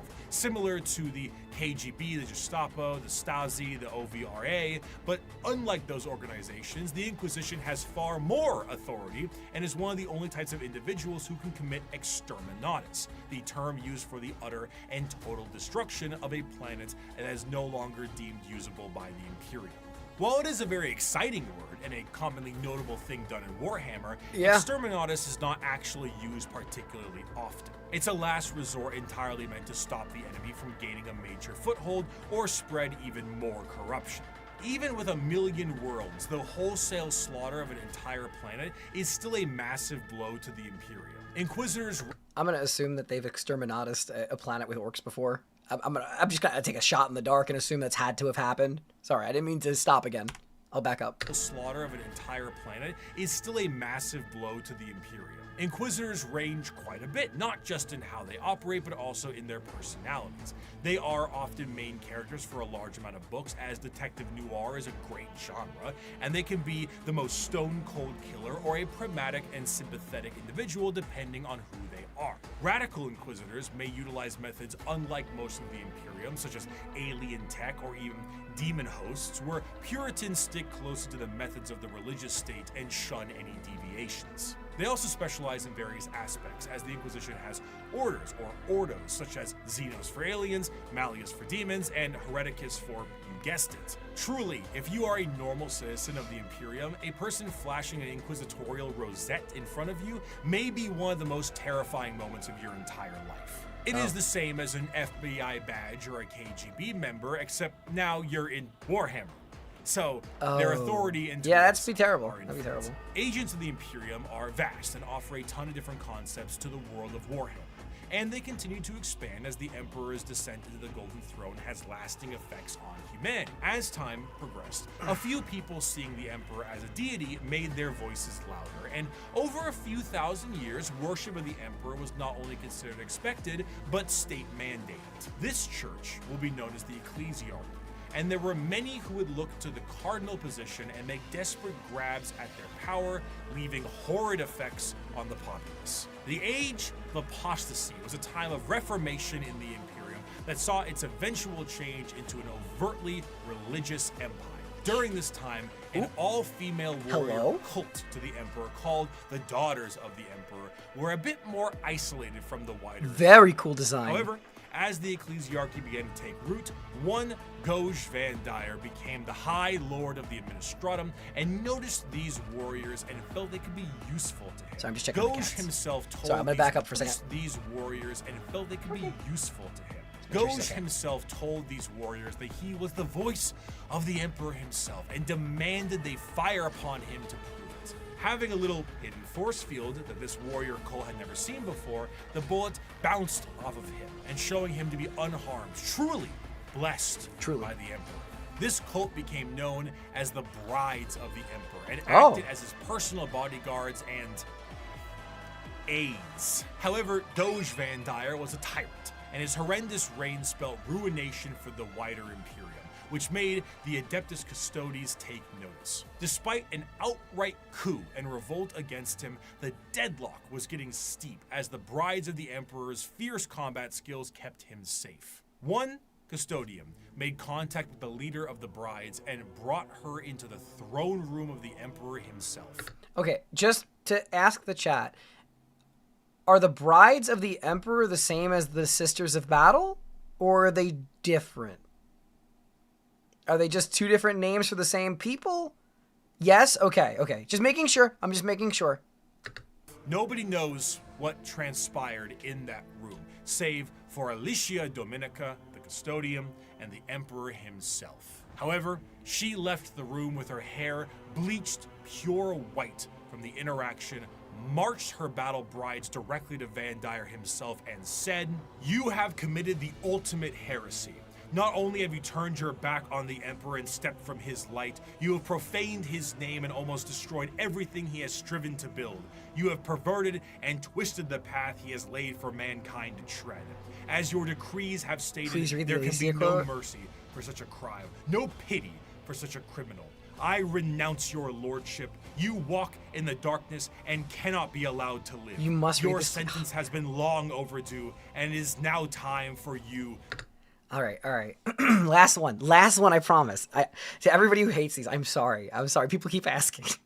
For once, it's a lady quote, right? You have committed the ultimate heresy. Not only have you turned your back on the Emperor and stepped from his light, you have profaned his name and almost destroyed everything he has striven to build. You have perverted and twisted the path he has laid for mankind to tread. As your decrees have stated, there can be no mercy for such a crime, no pity for such a criminal. I renounce your lordship. You walk the darkness and cannot be allowed to live. Your sentence has been long overdue, and it is now time for you to die. Is that okay enough? More furious? What am I supposed to do? Be like, you have committed the ultimate heresy! You have committed the ultimate heresy. Not only have you turned your back on the Emperor and stepped from his light, you have profaned his name and almost destroyed everything he has striven to build. You have perverted and twisted the path he has laid for mankind to tread. As your decrees have stated, there can be no mercy for such a crime, no pity for such a criminal. I renounce your lordship. You walk in the darkness and cannot be allowed to live. Your sentence has been long overdue, and it is now time for you to die. Is that better? Is that better? To die. Despite not having any time to die, Doge Van Dyer found some time to do so. With his head lopped clean from his body, the brides of the Emperor were no more, and the ecclesiarchy signed a document to stop Van Dyer's reign from happening again. They would no longer be allowed to have men under arms. Oh. Men. Oh.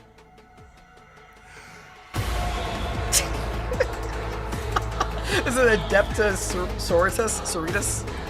The Adeptus Sororitas, or commonly known as the Sisters of Battle, the nuns with guns, the fighting force of the church. Despite being the main militant faction, the Sisters of Battle, their organization actually is far more diverse than this and have many more nun-based roles for their members. They are organized by various orders with very special the armors are cool, such though. as the non-militant orders like the Hospitaller, Dialogus, and Familius, including things like helping with surgical equipment and various other medical stuff. The red one looks great. Lingo and a poli-sci degree. These orders are further separated into smaller orders in an almost Space Marine chapter sense, but tend to have more flexibility due to the nature of their work. And in addition to that, there is flexibility between the orders. It is not uncommon for a member of one of the more battle-hardened orders to switch to a more passive one once they sustain battlefield injuries or are a bit closer to.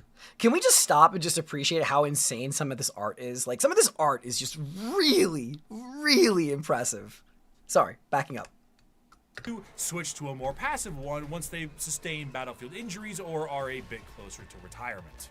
As mentioned before, the Sisters of Battle are a part of their own separate organization, the Order's Militant, and feature the highest number of any given system. They are the official fighting force of the ecclesiarchy, and they specialize in wars of faith. Unlike the deployment of Astartes and Guardsmen, the Sisters of Battle are often deployed with members of the Inquisitorial Ordo Hereticus due to the holy war nature of their battles. The Sisters of Battle are suited up with their own form of specialized power armor that gives them almost like a Joan of Arc vibe to the battlefield. Though lacking the more extreme modifications of a Space Marine's power armor, mainly to the fact that Sisters are, for the most part, regular humans, the power armor of a Sister of Battle almost matches the defensive power of an Astartes. But that's crazy. With added flexibility and versatility in exchange for its strength. Some of the patterns of armor do allow for the enhancing of genetics, but this is far from the norm. This, combined with an arsenal of tanks and vehicles that have literal church organ rocket launchers on them, really... I'm sorry. Their tanks have organs on them. Okay, you know what? I'm not surprised. I'm not surprised anymore. And Pen, I saw your comment. brings across the holy war vibe in a gothic manner. Accompanying a sister of battle in the fields of war is the holy trinity of weaponry: the bolter, the flamer, and the melta. With such a simple loadout, the Sisters of Battle are able to bring down the glorious flames of the Emperor himself. Oh, sorry. Correction on my part. A pipe organ missile launcher. Not a pipe organ, a pipe organ missile launcher. My bad. And his holy light shines on them in other ways during a conflict. Hell, even their jump packs evoke angelic imagery as opposed to the more clunky jetpacks ones that Space Marines have. In times of great turmoil or impossibility, a living saint of the sororitas itself might appear on the battlefield surrounded by a litany of doves and cherubs, an almost comical scene of holy glory followed by literal hellfire. The Sisters are a fascinating organization because they take what is normally seen as a benevolent force and turn it on its head to be a horrifying method of war. Because the Sisters are so zealous, they are nigh impossible to persuade and almost never fall to chaos. In fact, any deviation from the Imperial faith may see you killed outright as you are deemed a heretic, and sometimes Sisters have even less patience than the Inquisition does. To the Adeptus Sororitas, no punishment is too extreme for blasphemy and heretical behavior. Whether it's lobotomizing traitors to use as shock troops or attaching them physically to agonizing pain engines so they can die for the Emperor, anything goes. Lovely. The most fascinating part of the Sisters, however, is their faith. We discussed how orcs often make things happen through belief because of their sheer number of them. The Sisters create miracles where they walk. They are not many psychers like orcs, but they are excessively devout and make up for that. Bullets barely miss targets they absolutely should hit. Guns jam, tanks malfunction, enemies slip and fall. The scene from Pulp Fiction is an accurate portrayal of what happens when the Sisters fight. I'd knock that shit off if I was you. Die, you motherfucker!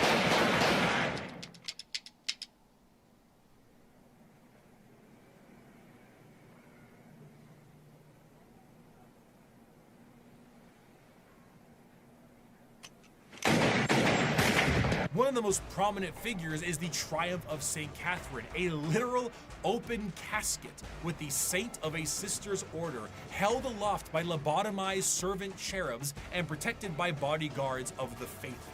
The devotion to the Emperor swells so strong that acts of faith are made manifest, and sometimes angels themselves. When the Sisters go to war, they have thundering organs and litanies screeching out into the battlefield, hymns and songs. They rabble off prayers on their lips and burn holy fire across the area.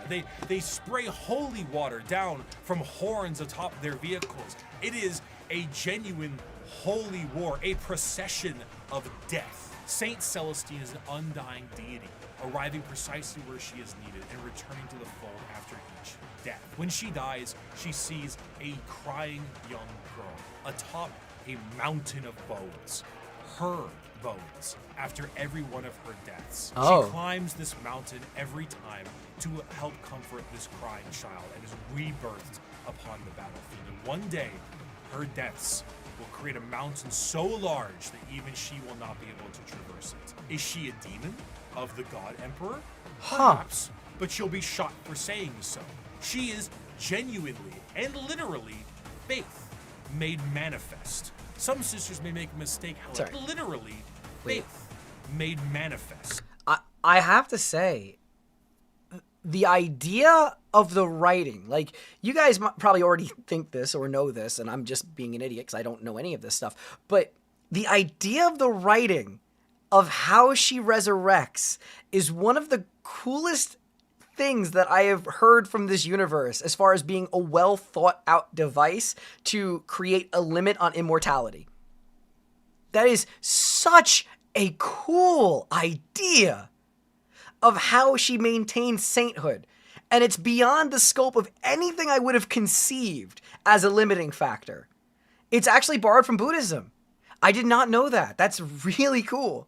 That is a really, really really cool thing. It goes way harder than it was stated. I have to look more into it, though, because that's really neat. That's really neat.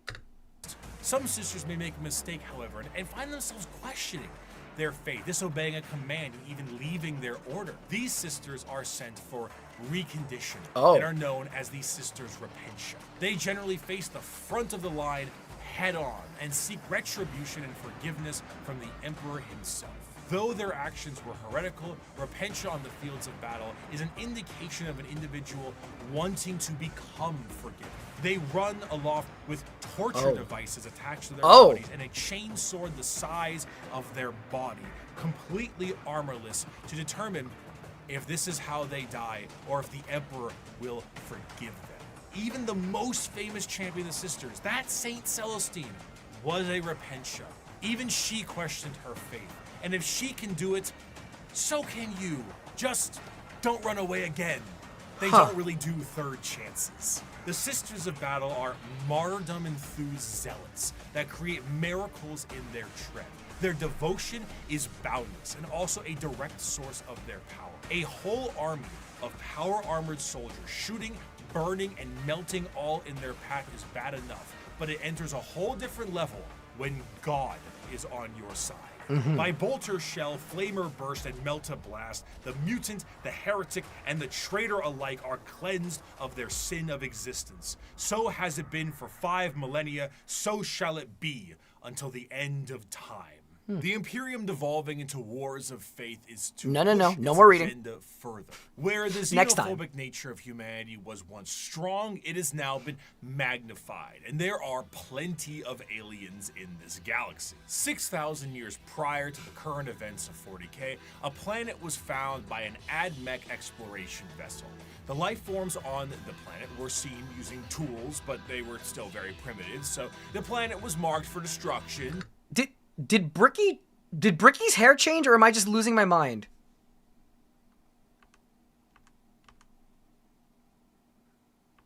No. Okay, I swear to God, it looked like his hair changed. 6,000 years prior to the current events of 40k, a planet was found by an AdMech exploration vessel.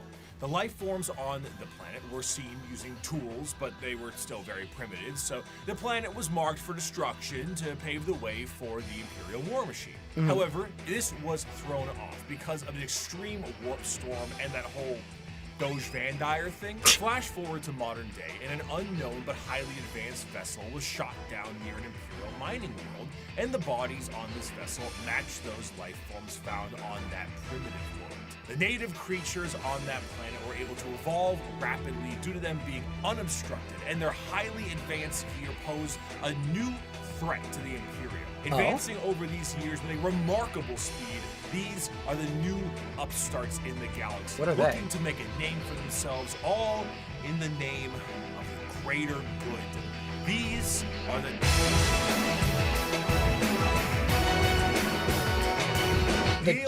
the Tau Empire? Physically evil. Do not hate him. Pity him, his ignorance. Seek to understand his differences. I actually don't know anything about the Tau, aside from some of you guys hating it. Only then will he accept his place in the greater good. The early history of the Tau is chaotic at best. Due to their extreme speed run to space travel, their journey to the stars were overburdened with inner conflict. It wasn't until the appearance of the Ethereals that things began to settle. These Tau to the warring tribes marked their unification under one common belief, the greater good of the Tau Va. Okay, so the greater good of the Tau Va. Since it was speedrun, how fast was their speedrun to space travel? Like how much time has passed since the world was marked for destruction versus now? 6,000 years. Okay, so that's really fast. Okay. What about the greater good? The greater good. How can this be for the greater good? The greater good. This system is a caste-based system that seeks to unify and organize the Tau into an effective and successful society while working for their mutual benefit. These castes, in order from lowest to highest, are the Fire or Shas caste, which is soldiers, Earth/Theo, which is manufacturers and industrialists, the Water or Poor, being diplomats and traders, and the Air/Core, floor being Navy officers. Also, you have the Ethereal / Un, which is the lords and leaders. They of really the are the Tau. prophets Now, from unlike the Halo. Paths of the Eldar, the Tau don't get any say into which caste they're in. It's determined upon birth due to inheritance from a parent. Trying to deviate from your caste.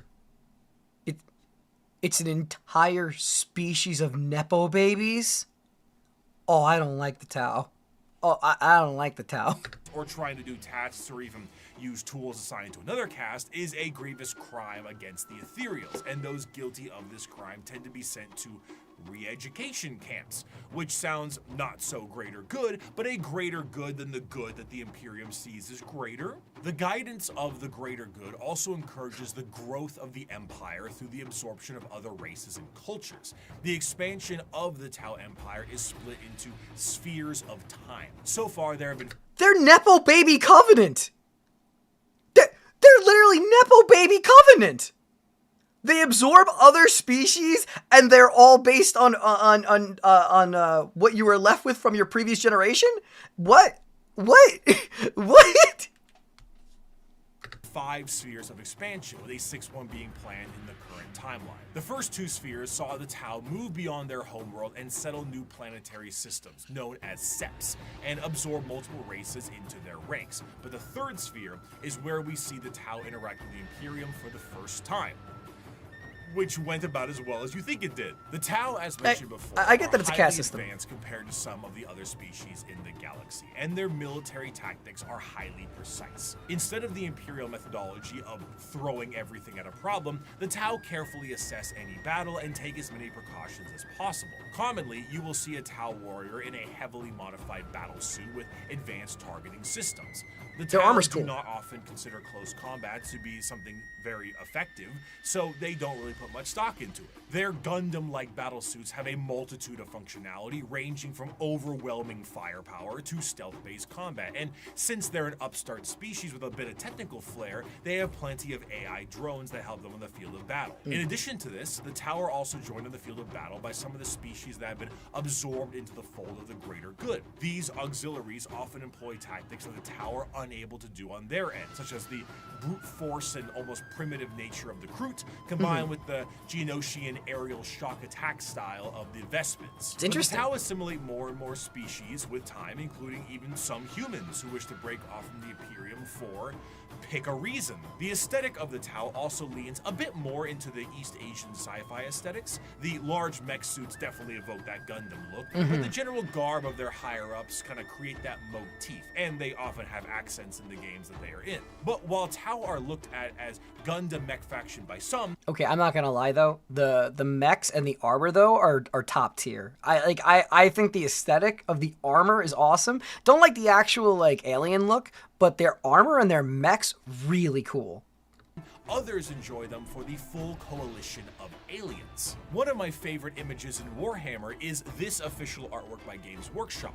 Now, not a single one of these aliens are a faction in Warhammer, and yet they all are different species that do exist in this universe. The Milky Way galaxy is vast, and while the Imperium and many others exterminate what they can find, the Tau will assimilate those that can be assimilated. The Kroot and Vespens we already discussed, and the humans and also Votan will join them at times, but you also have the Galg, the Nigasar, the Vorg, the Thraxian, the Turellian, Greet, Domati, and many others. Some of these are just one-off lines, and some are major players in the civilization. The Nigasar are, for lack of a better word, gigantic psychic polar bears with bird-like faces. The Tau have I'm sorry, what? What? Are those figures? What? That sounds cool. psychic bears. And the fact I haven't seen this is a crime. The Tau as a it's culture not. are generally marred by the various issues that an advanced civilization would have in an unadvanced galaxy. They do not travel through the warp because of the insane dangers, but instead use a more classic FTL jump. However, because they aren't going through hell, it makes them a lot slower than many other races. The Imperium might surf through hell and lose a few ships, but they will get there first. Often they will take enormous cannons and weaponry and defeat their foes before they can even close the gap. One of their light walkers carried a weapon of lethal effect. It fired a form of ultra-high velocity projectile. I saw one of our tanks after being hit by it. There was a small hole punched in either flank. One, the projectile's entry point, the other its exit. The tiny munition had passed through the vehicle with such speed that everything within the hole not welded down had been sucked out through the exit hole, including the crew. We never identified their bodies, for all that remained of them was a red stain upon the ground. Oh my god, yeah, they got the suck. The fascination of the Tau is that in any other modern day world, their society would be horrid. Rigid caste systems, corruption, and politicking ethereals, and basically it's the greater good or nothing at all. But in the world of Warhammer, the simple fact that humans are accepted into their sphere should they please already puts them far and above the other races that would murder or eat them. But despite this, the existential— Wait, so there are humans that are part of the Tau armies, or that are part of the Tau civilization? How did that work? They just went over and were like, "Hey, let us in." Auxiliaries, really? Oh, okay. I think that's interesting. dread that is the Tau Empire is ever so apparent. Despite being hyper-advanced and welcoming a coalition of aliens, they are the upstarts, and they are painfully outnumbered on all sides. Almost any other faction in the universe, given the right amount of force, can wipe out the Tau Empire from existence. I'm sorry, they got sterilized? What? Alright, moving on. They themselves might not be perfect, but their slight glimmer of hope is exactly that, a glimmer in a dark and crushing galaxy. Of course, nobody dares take the attempt to destroy the Tau Empire, because doing so is an enormous amount of resources, and for the same reason why you don't full send your whole army to one person in a commander game of Magic. You open yourself up to player 2 and 3. But not to say it won't be a struggle. The Tau Empire, when prepared, are a vicious fighting force who might delete your formation before you even see them. But they lack numbers. And in the his audio mixing got a little bit wonky at this in this video. But also, wait. Army to one person and to just in a dark and crushing galaxy. Of course, nobody dares take the attempt to destroy the Tau Empire. Yeah, that's what I was gonna say. Doing so is okay, that's what I wanted to hear that line. So yeah, interestingly enough, it's just fascinating that the entire reason the Tau are around is because nobody wants to bother.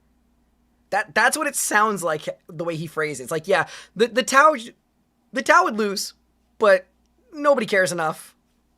Who might delete your formation before you even see them. But they lack numbers. And in the dark corners of the galaxy, something is coming that is entirely numbers.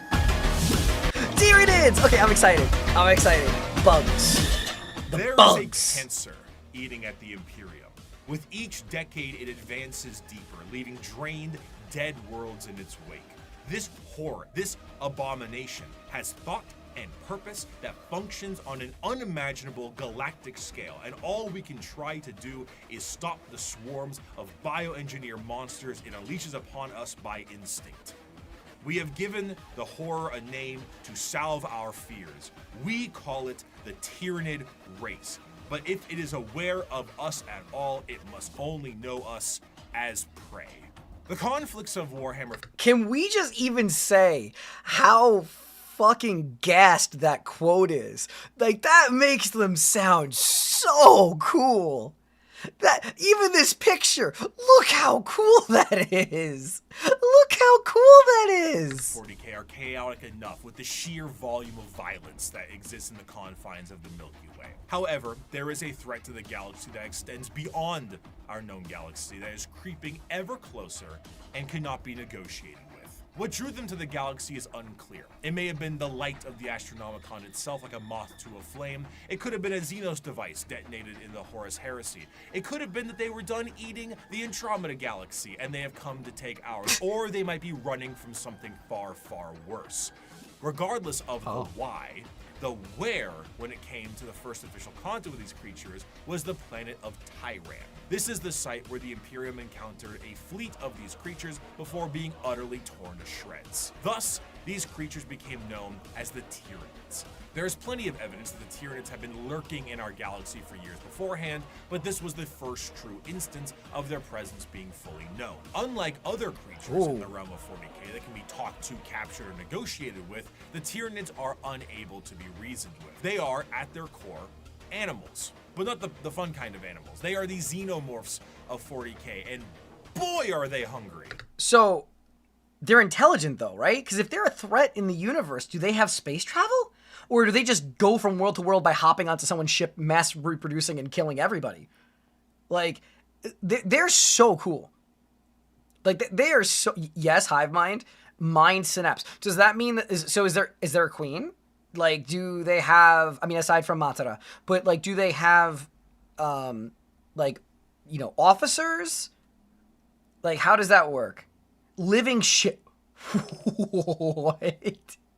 What? What?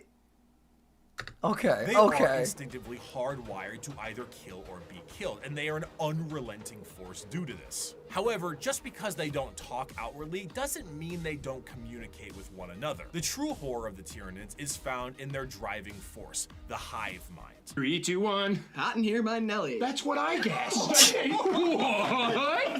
What? You see, the Tyranids are a collective consciousness that are all connected to a singular embodiment of psychic power that is utterly incomprehensible to the human mind. To keep this connection there, the Tyranids on the field of battle are followed around by synapse creatures, essentially serving as their Bluetooth connection to the greater hive mind. This allows them to send and receive information about the battle they're in, and it also allows them to adapt to certain situations based off of the information gained. Depending on the enemy, the swarm might be able to develop a new weapon or new tactics so they can get the upper hand. When the synapse connection is cut, they are unable to essentially form a save state and are stranded. The sheer power of the hive mind presence pours from each Tyranid in such a manner that it causes a distortion in the warp itself. A hive fleet's arrival can cause a dark shadow the size of several light years, coined the shadow in the warp. This shadow prevents any usage of the warp, or at least makes it exceptionally difficult. Communications shut down due to astropaths being unable to talk. Ships cannot freely enter the warp, and even creatures with a warp sensitivity feel an immense dread due to it. So how would that affect the Emperor of Mankind with like him in the throne? Also, I'm just gonna say these things are really cool. They're really cool. What the hell? It causes everything to just kind of sit dead, like at a buffet counter waiting for the afternoon meal rush. The Tyranids meander through the galaxy in these gigantic hive fleets that are fueled by bioships, and these ships contain birthing pools for Tyranid armies and more ships. Everything about the Tyranids is organic, and to fuel this war machine, the Tyranids consume any and all biomass they come across and absorb it into their respective hive. From the ground to literally the air, the Tyranids strip a planet to a lifeless and uninhabitable hulk. As a means to curb the advancement of the Tyranids, the Imperium has been known to preemptively exterminatus worlds in the path of a hive fleet so that they have less biomass to consume in an attempt to starve them. The Halo method, literally scorched earth tactics by taking everything out of the freezer and lighting it on fire. Outside of the obvious threat and adaptive and unreasonable enemy posed on the field of battle, the most dangerous aspect of the Tyranids comes in the form of their general unpredictability. The Tyranids are external to the Milky Way galaxy itself, and it's unknown where they truly hail from. However, their arrival in the Milky Way is seemingly random and in 3D space, implying quite heavily that Tyranids have the galaxy surrounded in some kind of way. Due to this... Wait, doesn't that mean it's already game over? If they have the entire galaxy surrounded, isn't it already basically game over? They already won? Like, what? What? What? Oh my god. Oh my god. Think about this. If they're already so vast in number, they have the entire, because everything else is contained in the Milky Way, right? So if they have the entirety of the Milky Way, like, surrounded in a 3-dimensional sphere, or whatever oblate spheroid that's there, it's done. The numbers would just be too much. Like, how would anything be able to come even remotely close to that? I'm sure there's some plot armor for everybody else, but like this does seem like game over. I guess the orcs, because they keep on going, but even if the orcs are a fungi and can reproduce, these things eat organic matter. If they can strip the air of organic matter, why can't they consume the orc fungi? Like that the only thing I guess would be the Necrons, because the Necrons are completely inorganic and they're just unkillable, Terminators, basically. So that's all I'm trying to get from it. Tyranids win most fights with orcs? I would assume so. I would assume they just eat them. Okay, all right, anyway, going back to it, sorry.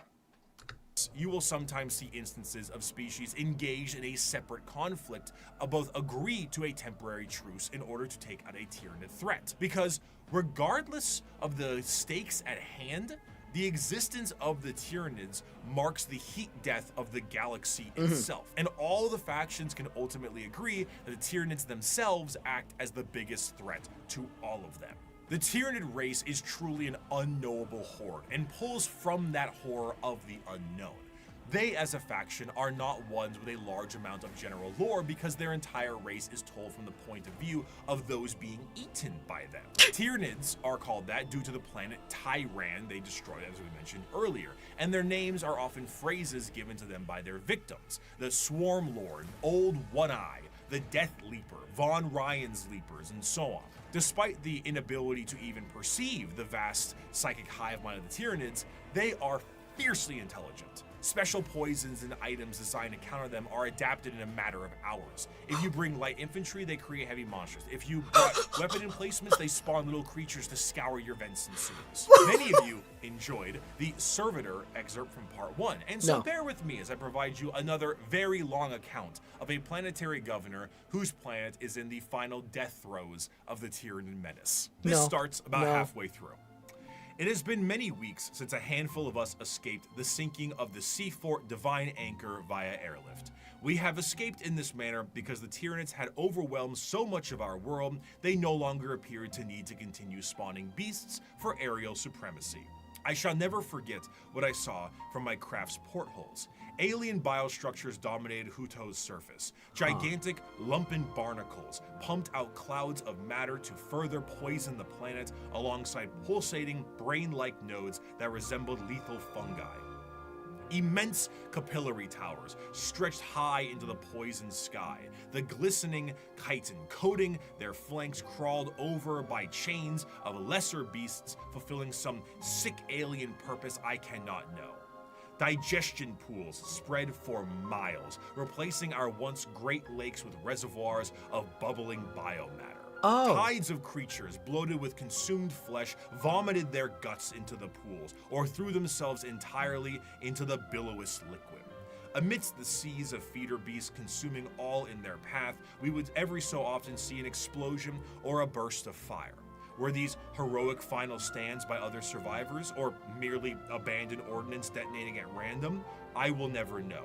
I cannot rejoice in the deaths they inflicted. The biomatter of the dead Xenos was surely recycled by the Xenos regardless in no time at all.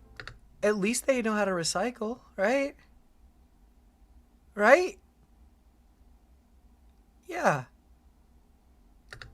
Our aircraft ran out of fuel a week ago. Now I stand in the snow, not far from the peak of Mont Saint Hela. I am the only one left that I know. One by one, those with me perished. The slightest cut on a mountain rock resulted in an immediate infection that left the pilot screaming in agony. Her co-pilot fired the shot that ended her torture, and my senior aide threw himself from a ledge, the reality that there was no escape hitting him. I have no idea what happened to my chief medicae. Others were slain by lone beasts the rest of us were unable to kill or drive away. A justly deserved end will soon be mine. I have failed on every possible level. We were not even able to send word. An alien disease has me within its grasp. My limbs are numb, my tongue is dry as sand, my head throbs. Even at these chilled heights, I sweat profusely. From here where I sit, I can see the final death unfold on the planet entrusted to me. Before me is the Radarin Ocean. The water level is visibly dropping, hour by hour. They are even taking our seas. There are enormous beasts with great, slowly flapping wings and immense open maws moving through the sky. I may be at high altitude, but the air is thinner here than it should be. I know enough of mountaineering to know that. They will not even leave our air. There is an isthmus I can see, upon which is sat one of the Xenos. It's very grimdark, yeah. Now I believe I can tell what they are truly for. High up, foul Xenos bioships cling to their flanks like twisted calves at their mother's udders. They are feasting, I am sure, hungrily filling themselves to burst on the hideous gruels that are what remains of my people. I have witnessed the planet's death from sinister start to hideous conclusion. I see the power of our foe, and though I have shown boundless weakness these past months, I do not see how we could ever have won. If this is any sort of good news, it seems that one thing that might be an inadvertent repellent effect on the Tyranids is chaos. I'm sorry. They're terrifying in the coolest way. In the coolest way. Chaos and chaotic energies offer no nourishment to the Tyranids. They cannot eat that. And the presence of rifts and warp storms work as a means to starve out the Tyranid fleet. The Tyranids, of course, are attempting to adapt to this, but it seems that even at the most primal core of the galaxy itself, Chaos agrees that these dinner guests are not welcome in any way, shape, or bioform. In the end, though, the Tyranids represent the final fears of the galaxy itself. Despite the goals to conquer the galaxy as a whole, the remainder of the universe may very well be dead and derelict space. Instead of endless worlds and solar systems, it may just be bones and ash. The tendrils of the hive mind have wrapped themselves around the galaxy, and the only thing that's guaranteed is that dinner is served. However, the Tyranids are not simply the unending hordes of bugs. Beyond the more general buffet tactics of the force of the Tyranids, the hive mind has a more secretive and dangerous means of planetary conquest in the form of something a bit more terrestrial. General upheaval and revolution. However, though the idea of a societal revolt for the good of the populace is an admirable thing, these leaders have the nefarious intent of the hive mind itself. These are the downtrodden and the oppressed, the revolutionaries to a better cause, the heralds of the Star Children. These are the...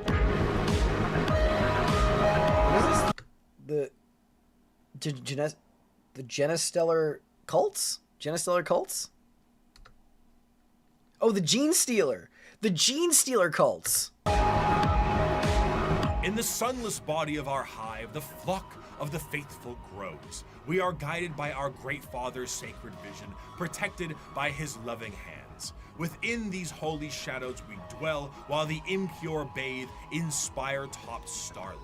And what lies between those stars? What sails beyond those distant suns? Shrouded in night, born within that eternal black, our redeemers, our gods, truer than the silent, long-dead emperor, the children of the void.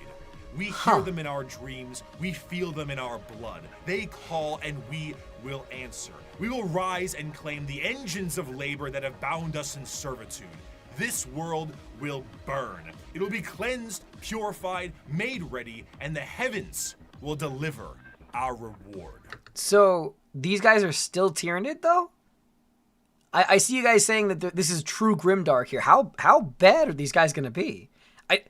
From what we've seen of the other factions, I can't imagine things really being comparably bad. The ground zero of a Gene Stealer cult comes in the form of the Gene Stealer itself. Deep in the depths of a planet, a Gene Stealer acts as almost an advanced recon unit for the Tyranids, and were the first Tyranid units encountered by the Imperium itself long before the first Hive Fleet made its presence known. Unlike the Tyranids that can only reproduce through the birthing pools in the fleet, a Gene Stealer reproduces via the Big Smooch. The Gene Stealer kiss is essentially what the facehugger alien does. It attaches to a victim and releases an embryo. However, instead of a chest burster, the embryo alters the genetic makeup of the host itself, turning it into the primary conductor of a localized version of a hive mind known as the brood mind. Any offspring that this host produces is known as a gene stealer hybrid, and the host assures their survival to continue to reproduce. The first few generations of a gene stealer hybrid look more like the gene stealer itself, which in our current reality would be terrifying. But considering how the vast majority of humanity is a little mutated in 40k, it doesn't stand out as much as it should. As the generations continue, the mutations and the general alien look is almost entirely phased out, and the resulting hybrids look almost identical to the species that they once were. Due to the size of most worlds, the makings of a gene stealer cult can exist almost entirely in secret, generation after generation. After a certain period of time, those hybrids will make their way into generalized society. Still connected to the mind of the gene stealer itself, the hybrids operate with the express goal of gaining power within society itself in a political and religious sense.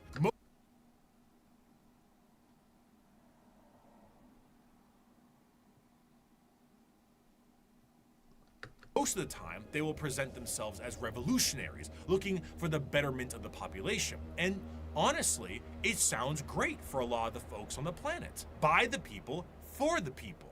As they expand more openly, the crossbreeding continues until all aspects of the planet's society is infiltrated. However, all bets are off when a hive fleet comes close enough. When a Tyranid hive fleet gets close enough to a planet, the broodmind activates essentially an endgame scenario. The once political and religious leaders become bloodthirsty fanatics that work to finalize the collapse of society and the death of those who oppose them. But to those in the broodmind, the god they believe in is coming, and this is holy justice and vindication for their religious and political beliefs. As the hive arrives, the planet is essentially ripe for the taking. The original gene stealer pieces out to the next world or is reabsorbed for deployment elsewhere, and the Tyranids begin to take the planet for themselves. The cultists sing praises and holy songs. The Tyranids begin to eat everything up in kind of a meet the pyro sense of I don't even have much to say. As they are harvested, some of them are snapped back to reality, oops, there goes gravity, before they are thrown into the biomass soup.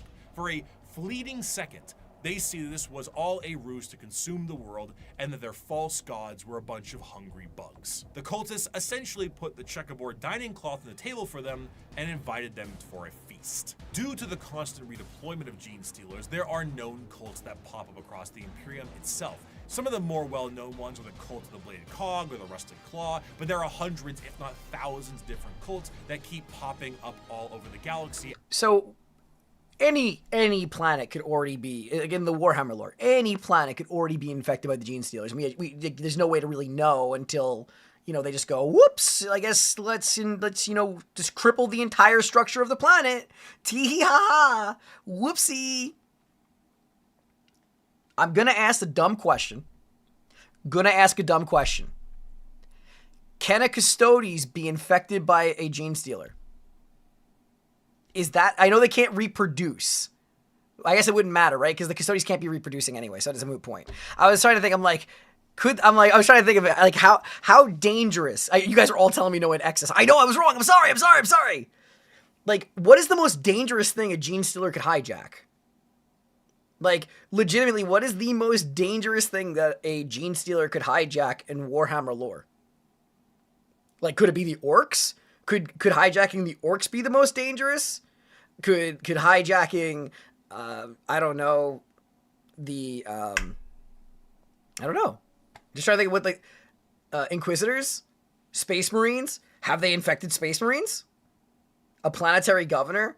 No, but I mean, like, not a political figure. I just mean, like, what's the most, like, dangerous thing that reproduces in Warhammer that can be affected by it?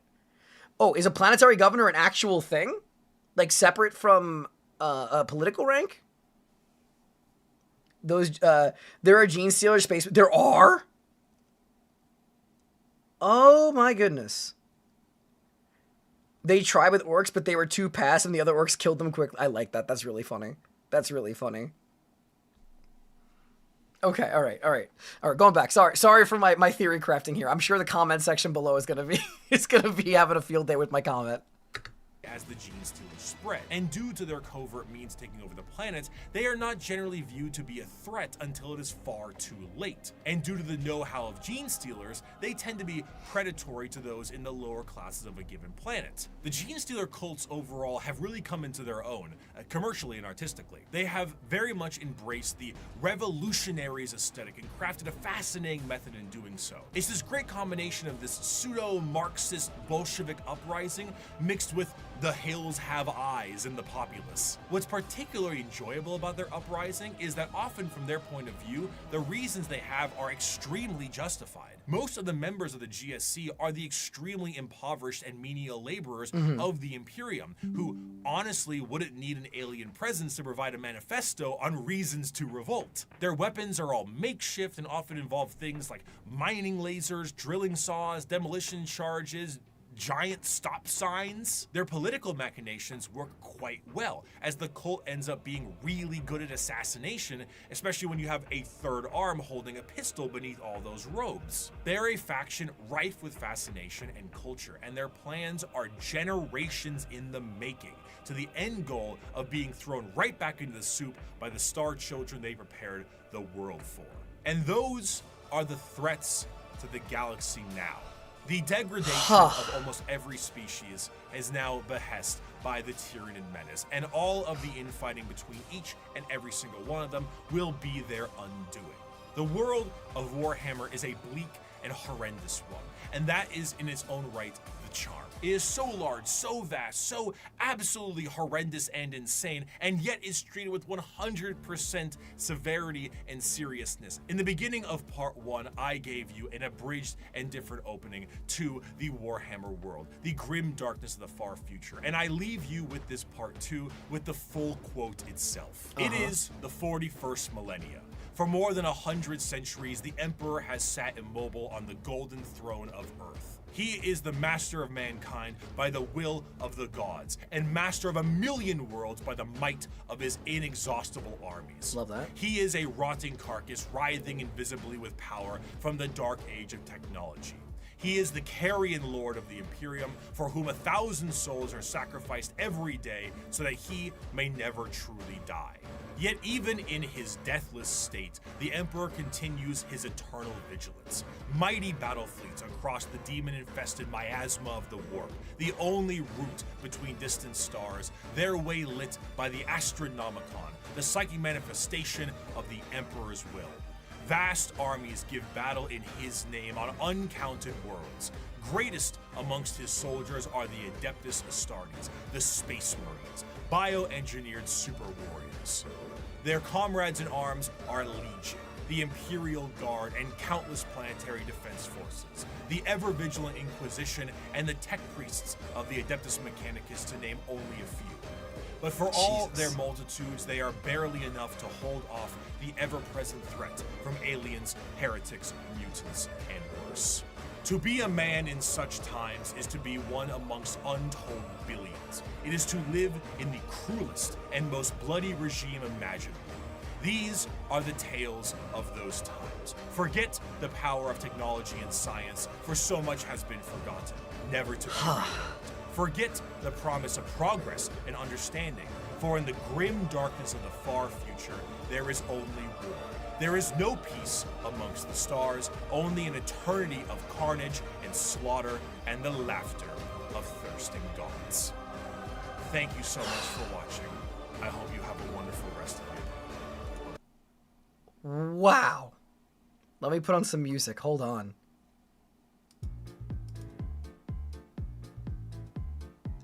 Damn.